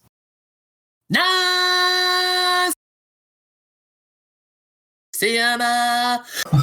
Opening the Circle of Life. I don't know if they messed up and switched it, or what happened, or just people didn't want to go see the Lion King, but they played the Lion King instead of Beauty and the Beast. Some people were growing. She totally would be still so happy. Happy to watch Lion King. I don't know. Love Lion King, but I would be like, you lied to me. Like I thought, I was all like, because I'm thinking you're gonna see the gold lettering. I'm picturing it in my head, and no. That is really cool though. Because when you saw the opening thing of Walt Disney Pictures Presents, and I'm thinking that doesn't look like Beauty and the Beast though, because the Beauty and the Beast has the red and the stone font. Right. This one was just the straight red, and I'm like, wait a minute. And then of course you hear the opening the Circle of Life, crowd goes nuts. And I'm might be one of the best opening songs to any film ever. Right, yeah. I mean, as much as I have problems and I really don't like the 2019 movie, still hearing the opening the Circle of Life is still gets so you. Good. Yeah. Still gets you. Of course. Still so good. But of course, now I'm in an auditorium with a bunch of Disney nerds. And when I go watch film, especially at the movie theater, I keep my mouth shut. Right. Of course, this is a Disney movie. I'm surrounded by Disney fans, so I don't. So I'm you're like all looking singing. around. Well, I don't know what the etiquette is because I'm like, I want to sing because Be Prepared. I love that song. I can. One of the best villain songs. I'm pretty darn sure I can match Jeremy Irons and Jim Cummings note for note. I think I can. I don't have unfortunately, I don't have a music teacher around here to tell me I can or cannot. But I'm pretty sure I'm dang close. But people are singing, we're joking, we're quoting. Luckily not a lot of people are quoting the movie as it's playing, but it was a great time. And I actually, when I walked out of there, I was like, I actually got to see my favorite Disney animated film at Disneyland before I go back. Because I knew I was going to go back, but I didn't know when exactly I was going to go back to to Disneyland, because I was moving back to CSUN. Even though I had a few friends who were pass holders at CSUN, it was a little harder to drive all the way from Northridge to Anaheim than my hometown of Diamond Bar to Anaheim. That's much quicker drive. Right. So no, I remember that. I remember they used to do that for like 3 or 4 summers. They would do like specific like spur of the moment things for like annual pass holders. Yeah. Like in the parks. Come on, Disney! Like when they reopen, like let's. I want to watch a movie. It was funny because before they asked us if we're what our vote was, they actually said, "Okay, let me see your passes," and we're like, "Oh yeah, here you go." Yeah, that'd be fine. Like I don't mind showing my pass. No, I mean because they had to make sure. I think I don't know. Maybe one of them wasn't a pass holder. I can't remember because I think one person in our group wasn't a pass holder. Well, was Blondie working for them at that time? No, she wasn't. This was beforehand. Okay. But I want to, or it could have been. I can't remember. It's like I remember when I met her, she was working. Yeah, she was. Yeah, but this was the year before because you were at CSUN for 1 year. This was a few years before. Yeah. This was a year before I met you. So, but still, being able to see The Lion King at Disneyland right before I moved back to school, I thought was like, you know what, this is nice. Yeah, this is very nice. All right, Micah, you have been waiting so patiently. Yes, and I know you have. Micah's story starts out sad, but then it has a very good, happy ending. So, would you like to share with us your Disney story, your Peter Pan story?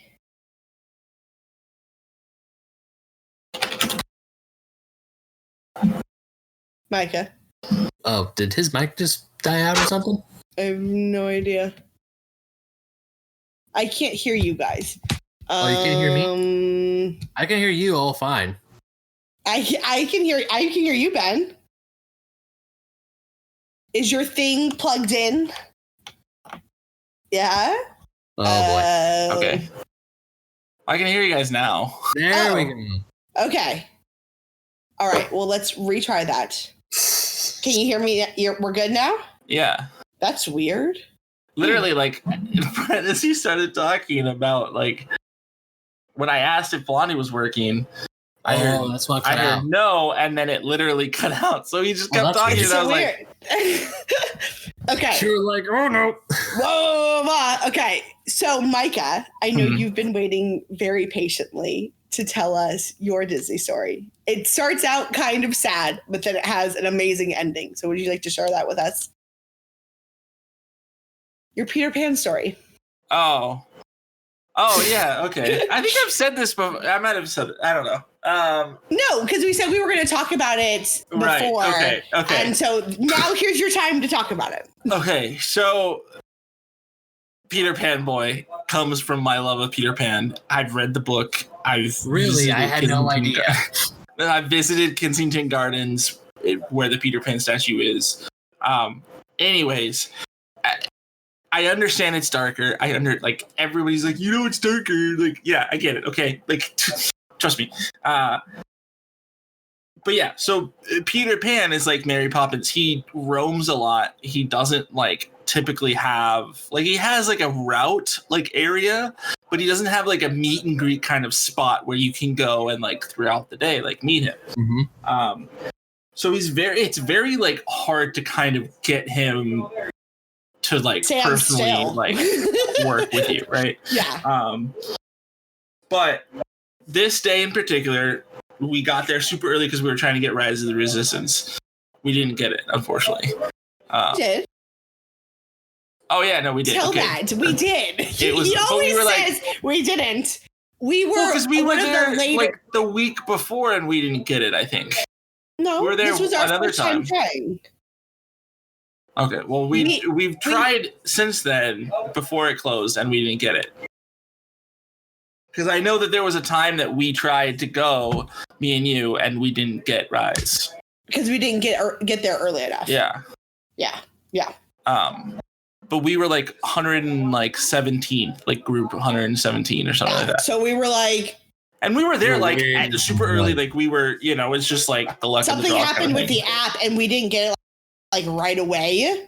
And so, it was just, but thankfully we did get to go on Rise and it was an amazing experience. But right. So continue with your story. We're there super early. I'm never there that early because even like the couple times I worked morning shifts, like I'm never there that early because DCA doesn't open as early as Disneyland. And I'm not a morning person in general. So I never get there that early. We had gotten there at like 7:00 in the morning. It was way early. Like 6. No, we got there like 6:30. We pulled into the parking lot at 6:30, and we were in the park by like 7:10. 15, yeah.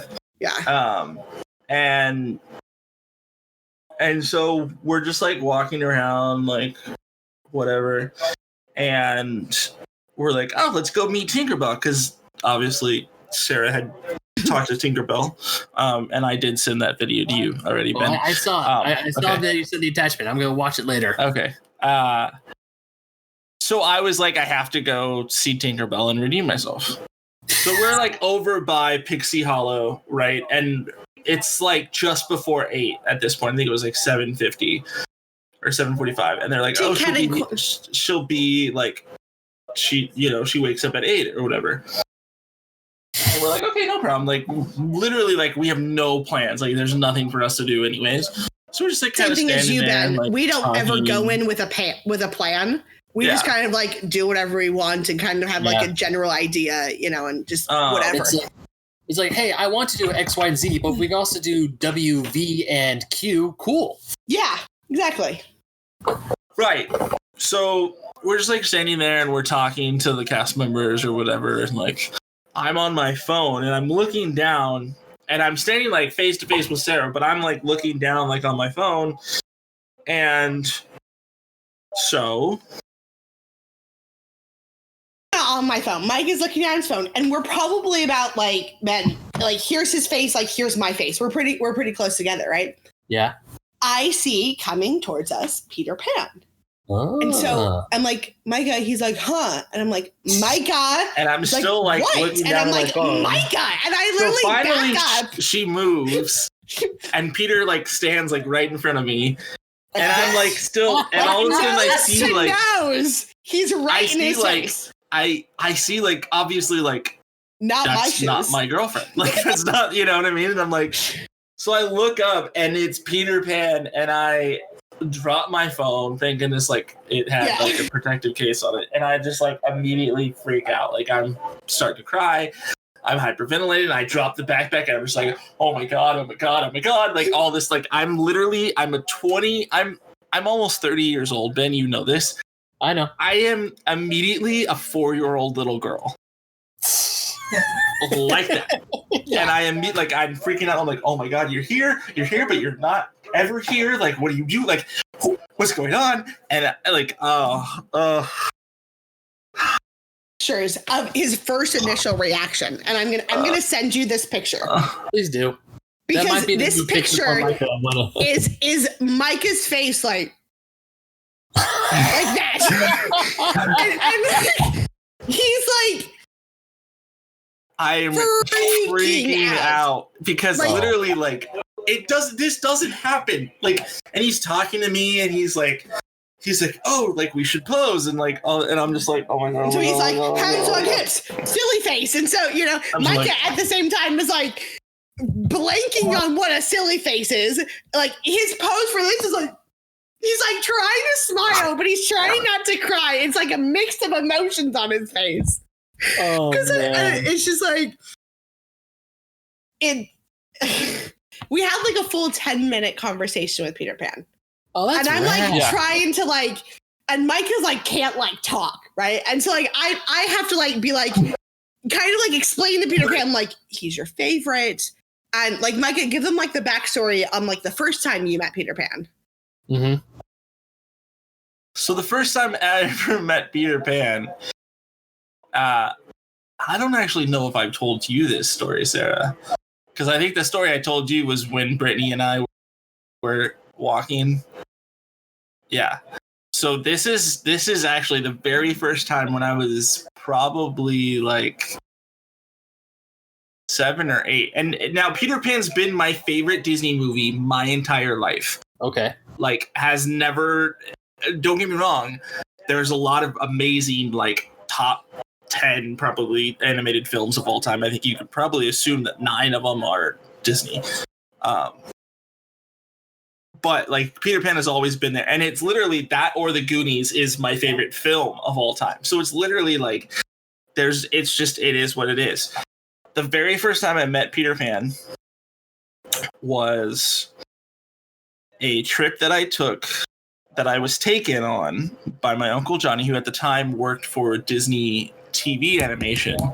Oh, right. In the early 2000s, he worked on the 101 like Dalmatians TV show. Oh, I remember that show. That was on. He worked background design. So he obviously like had what we call Blue ID.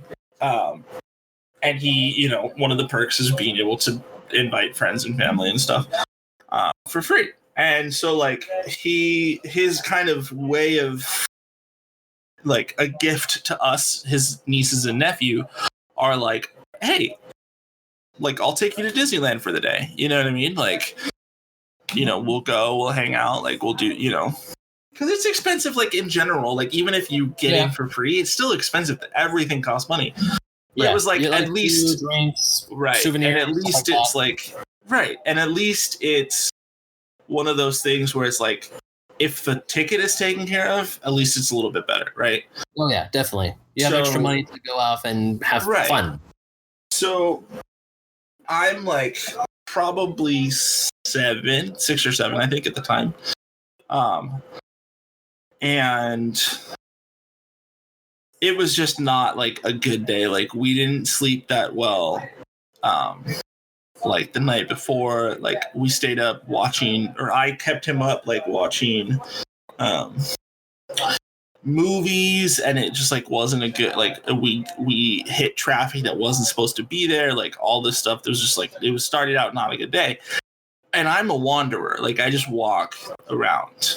My nickname as a kid. Hey, what's over here? What's over there? Right. I want to see this thing. And again, we've talked about it's massively stimulating, like everything, right? And so one time he goes into the bathroom and he's like, "Hey, stay right here. I'll be right back." Right? And again, like I'm 6 or 7, so like it's not that weird, like for me to just stand outside the restroom, right? Like if I was like 3 or 4, it'd be a little bit less, but like it's not. Anyways. Mm-hmm. Well, something caught my eye and I wander off. Now, again, it's my uncle. It's not, my mom and my dad. Like, my uncle who doesn't have kids, who for a long time, like, was not good with kids. Now he's way better with kids, obviously. But for a long time, like, that just wasn't his thing, And so, like, he comes out of the bathroom. I'm not there. He's freaking out, right? Rightfully so. But that day, I remember meeting Peter Pan for the first time because we were walking by Matterhorn in between like Tomorrowland and Matterhorn, that path that's right there. That then like curves and you can take that path into Fantasyland. But that path right there, we're walking, and that's like one of the routes that Peter Pan like walks along, right? And so, like, I see Peter Pan, and immediately, like, I'm like, oh, my God, it's Peter Pan. Oh, my God, it's Peter Pan. And he, like, stops and talks to me and stuff. So, like, that's the very first time I ever met Peter Pan. I've only met him 3 times in the park. That time, the newest time with Sarah, and then another time we were on a family vacation to Disneyland, and I saw him. And again, I know, like, he doesn't stop. He doesn't have, like, a set time. Like, he's, you know what I mean? Like, when you catch him, try to get a photo, like, as best as you can, you know, like, because he just doesn't do that. And I think I was a senior in high school, and he, like, stopped and, like, talked to me for a couple minutes. And my sister Brittany, I know for a fact, like, took photos, because we even were like, oh my god, like, did you get a photo? Did you? Right? So it was either on, like, one of those old point and shoots, or, like, on one of the old, like, camera flip phones. And this was back in the day when, like, MySpace was, you know, was the Instagram or whatever it is now. Facebook, technically, right, is what it would be more like. But it was like so it's like it was on my MySpace. Now, like, if I try to go back to my MySpace, it's like it's gone, obviously. But, like, I've looked for, like, 3 or 4 years. I was looking for this photo because I'm like, I know that it's there somewhere, and, like, somewhere it got lost in the development of technology, like, from cell phone to cell phone, like, somehow, you know. Yeah. Because I didn't have a cell phone at the time, like my sister Brittany did. She's older. And so it's like, it was one of those things where it was like, oh. So for 3 or 4 years, it haunted me that I didn't, like, have a photo with Peter Pan. And now I have a bunch of photos with Peter Pan. I took, like, 20 of them. And none of them are good photos of me.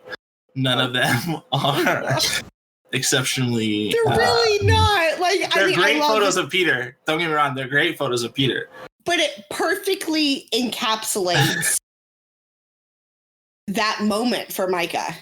Because, but it's just to show that, like, hey, even as a cast member, like, I still have those moments of, like, freaking out, you know, because it's like it's still real for me.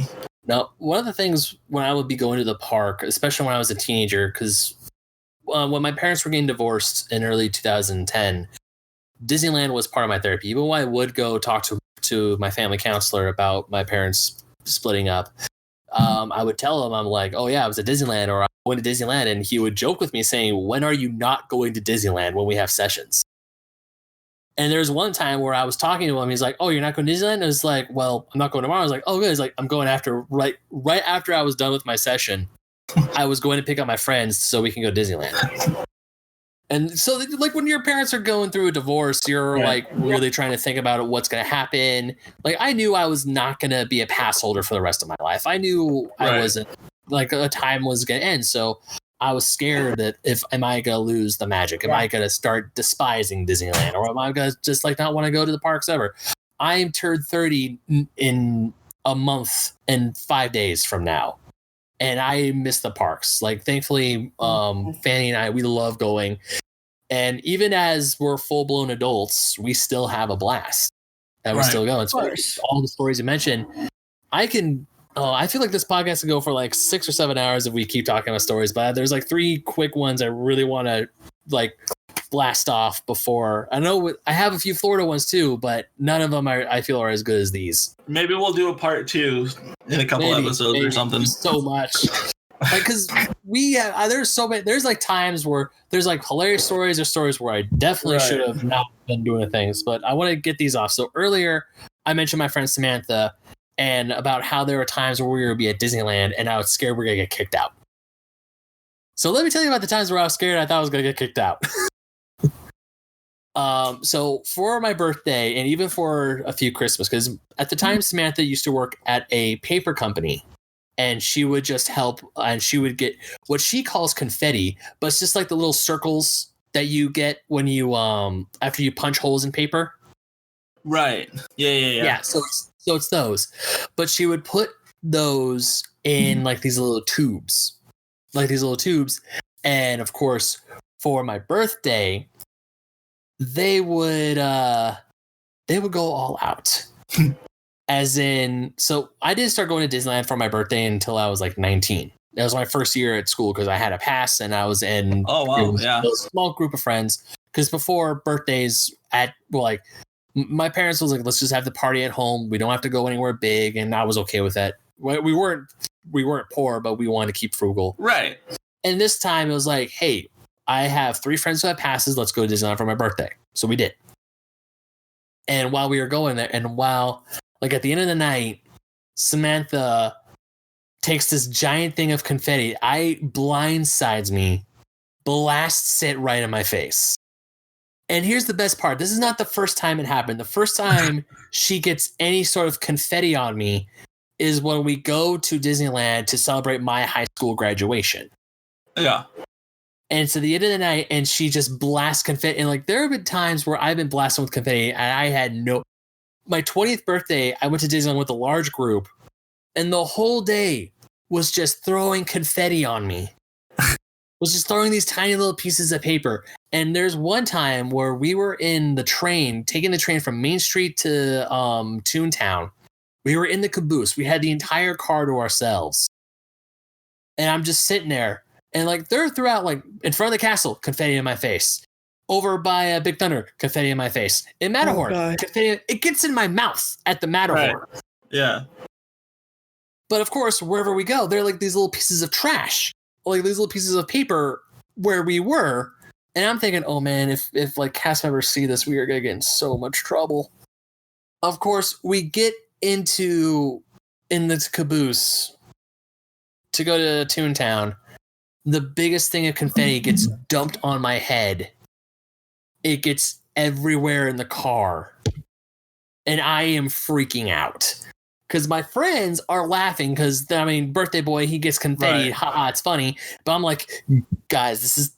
because I don't know what the policy is for, like, littering in Disneyland. But I'm like, guys, you just dumped, like, a bunch of paper inside the car. And there's going to be a cast member right outside when we stop. We're going to get busted. Well, and it's one thing where it's like... It's not like it could have been anybody. You know what I mean? Like, that car was somewhat clean last time it came around. Clean. Yeah. Like, like they're gonna have to like go in. Like I get like a little bit like, but what I would do is like. I don't actually know the policy myself, to be honest. Maybe there isn't a policy. I have no clue. I mean, I know obviously like that's not cool. Like it's not, you know what I mean? Like maybe like cool. If I were like to do like something like that, just because I know like from the bottom of my heart, like janitorial staff is the true MVP. They're called custodial, by the way.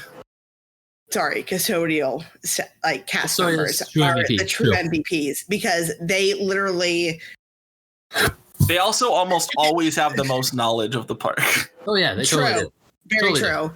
Totally. Like so, like if I were to do something like that, I would like check with like the closest like custodial like cast member and be like, hey, would this be okay with you? Like, you know, because like especially in the train car, I'm sure that was really difficult to clean up. I mean, it was in the caboose. It wasn't like the nice caboose with the carpet. It was like hard floors, so I assume it was easy to sweep. But there's like a bunch of confetti. Like it's in my hair, it's in my jacket, it's everywhere.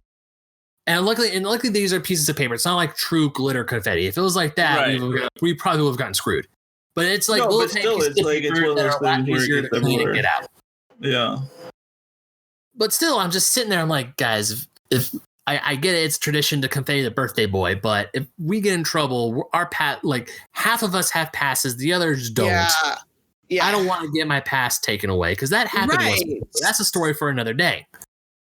You got your pass? Yeah. Okay. I lied. 5 more stories because I just thought. I'm like, what?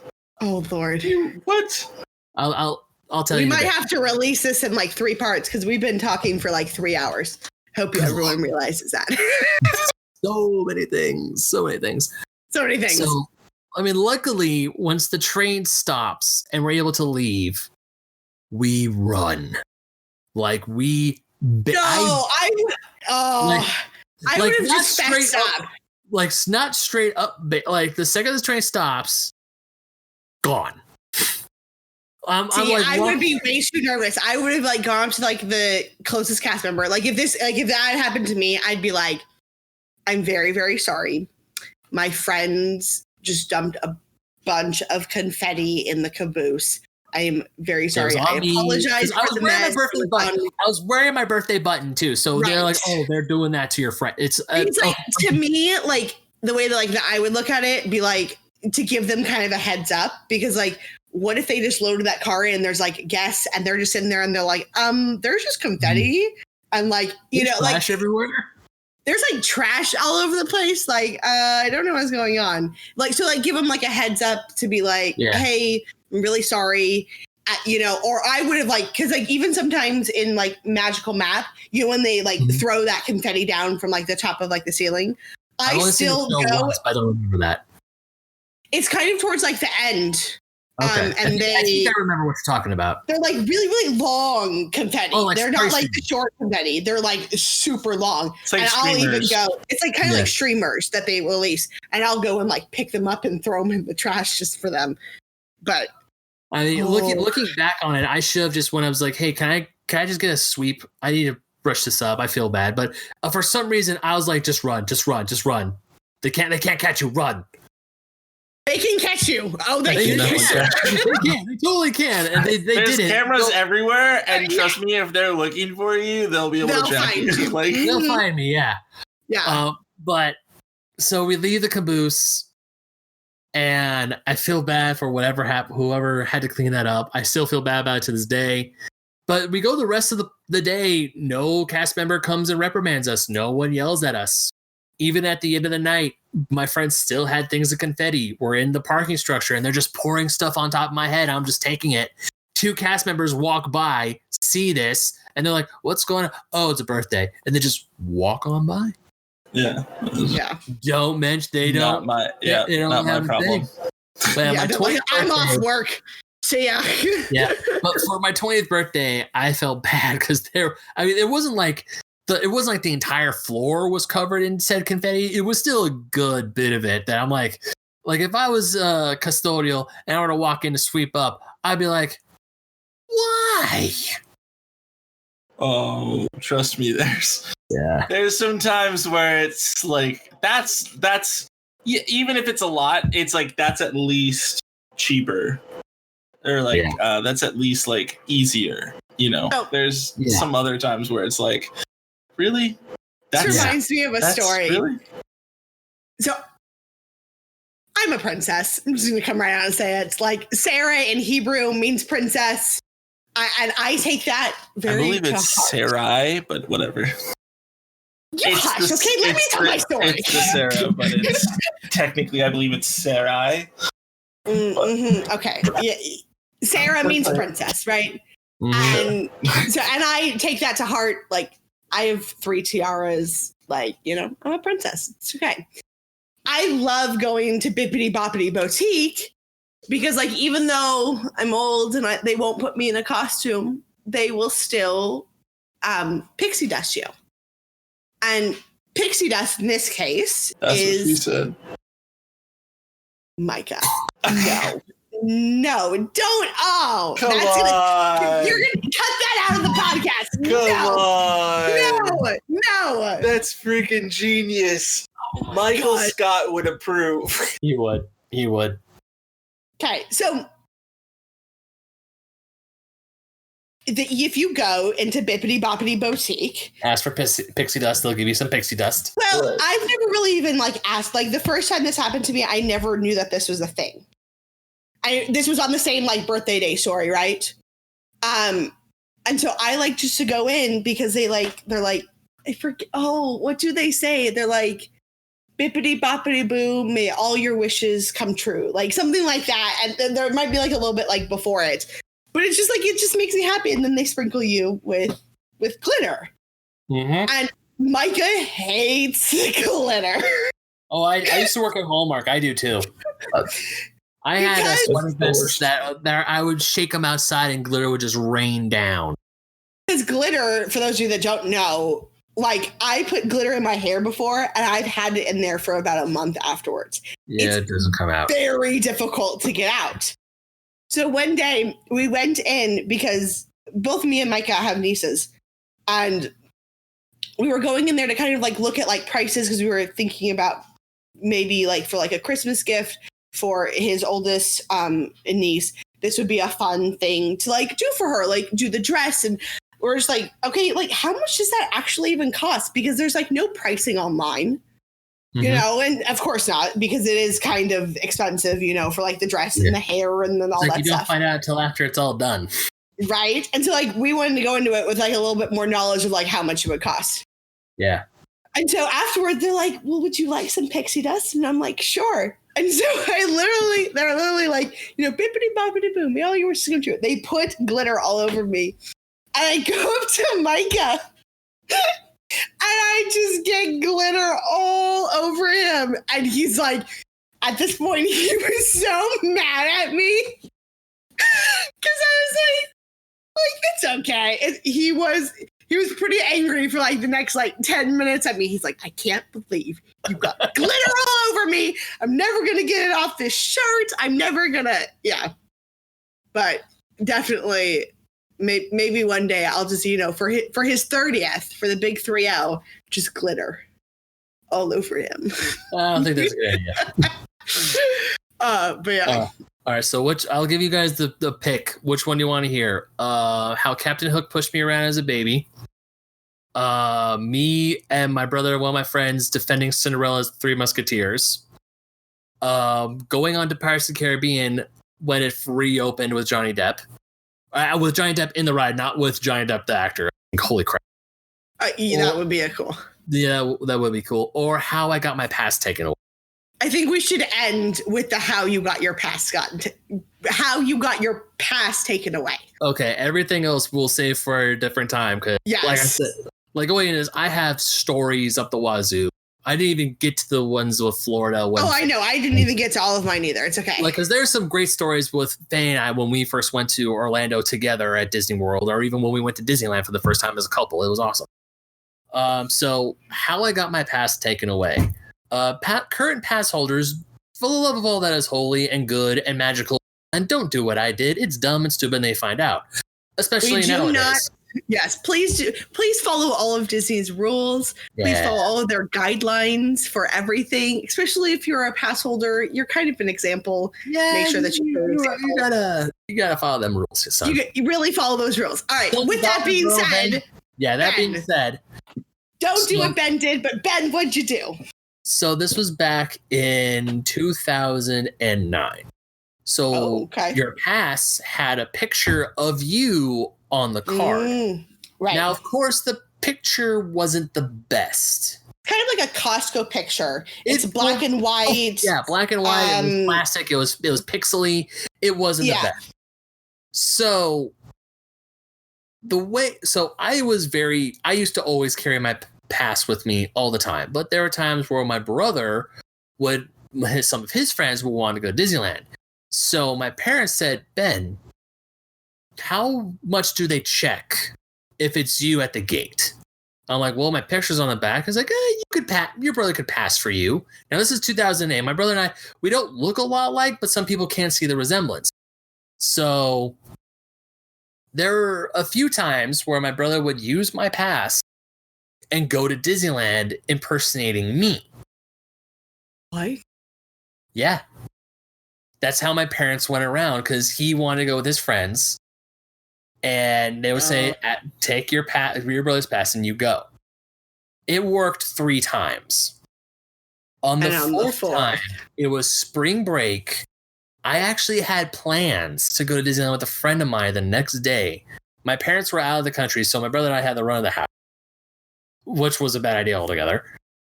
Yeah. I'm at home, chilling, just getting ready, texting my friend, making sure she's ready to go. All of a sudden, my brother calls me. I'm like, what's up? He's like, so, you have a choice to make. I'm like, what do you mean I have a choice to make? You can either pay for a new pass or wait a year to get another one because I just got your pass. I'm like, what? He's like, yeah, I'm here. I'm in downtown Disney. My friends are about to drive me back home because they caught me and I wasn't able to give another form of my ID to prove that. I'm like, so you're saying that you got my pass taken away? Yeah. Was it when he entered the park? What did he do? It was right before he entered the park. Like, he didn't do anything illegal inside the park. it was right before he got in. Like he was going up to the gate. He handed it to the pass, and the one cast member, because before they would just scan it and just give you the pass back. If it blinked green, you're fine. But this one cast member looked at the picture and looked at it hard and looked right at him and knew we're not one and the same.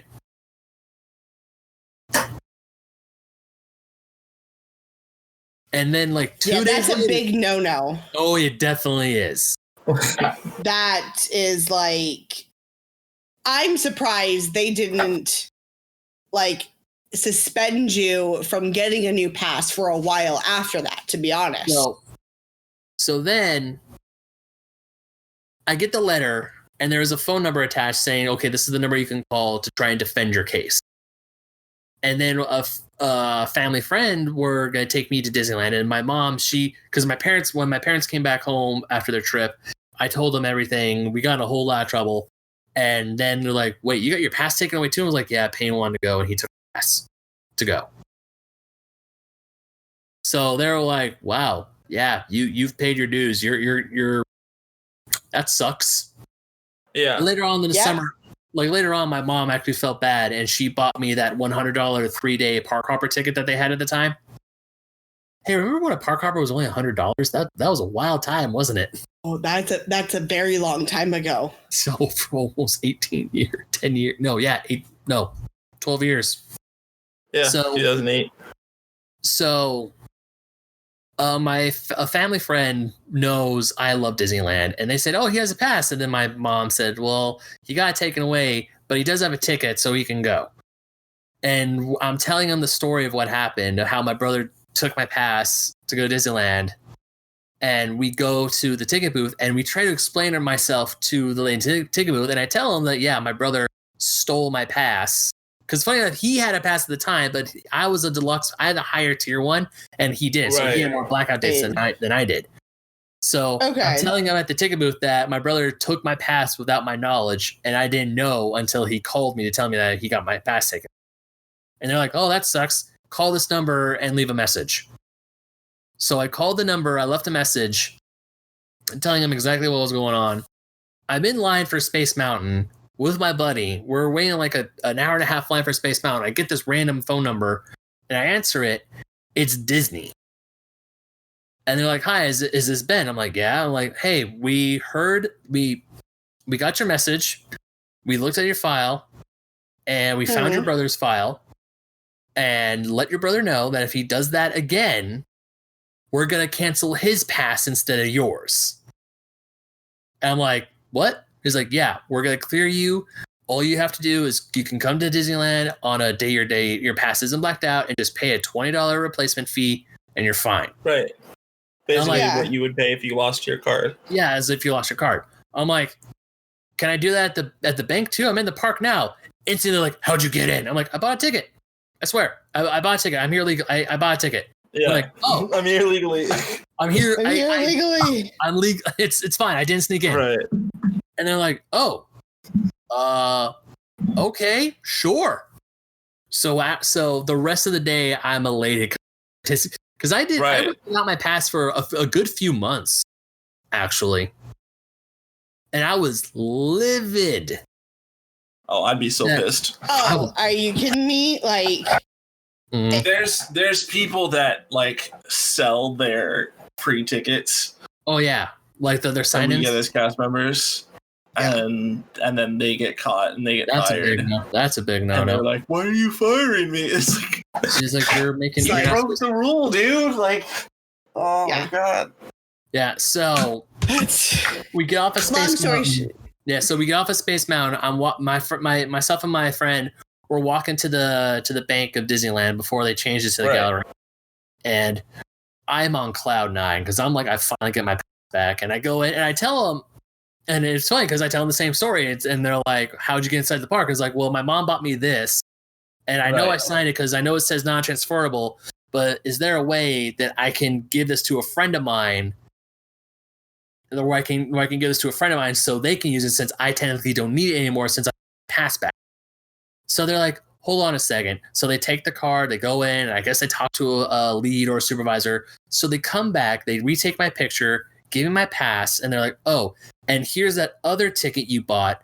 It's fully loaded, full 3 days. We're just going to count your visit today on your pass, and you can give that to a friend. You can sell that to your friend, or you can give that to a friend. But that's right because you already paid for it. You came in. You didn't know you're getting your pass back today. So because I only went in for the 1 day or even half a day, and since I got my pass back again, they're like, okay, well, it's just like it wasn't really a refund, but it was reloaded. So it had a full spare 3 days. I called my mom. I told her about it. She was like, okay, yeah, sure, you can.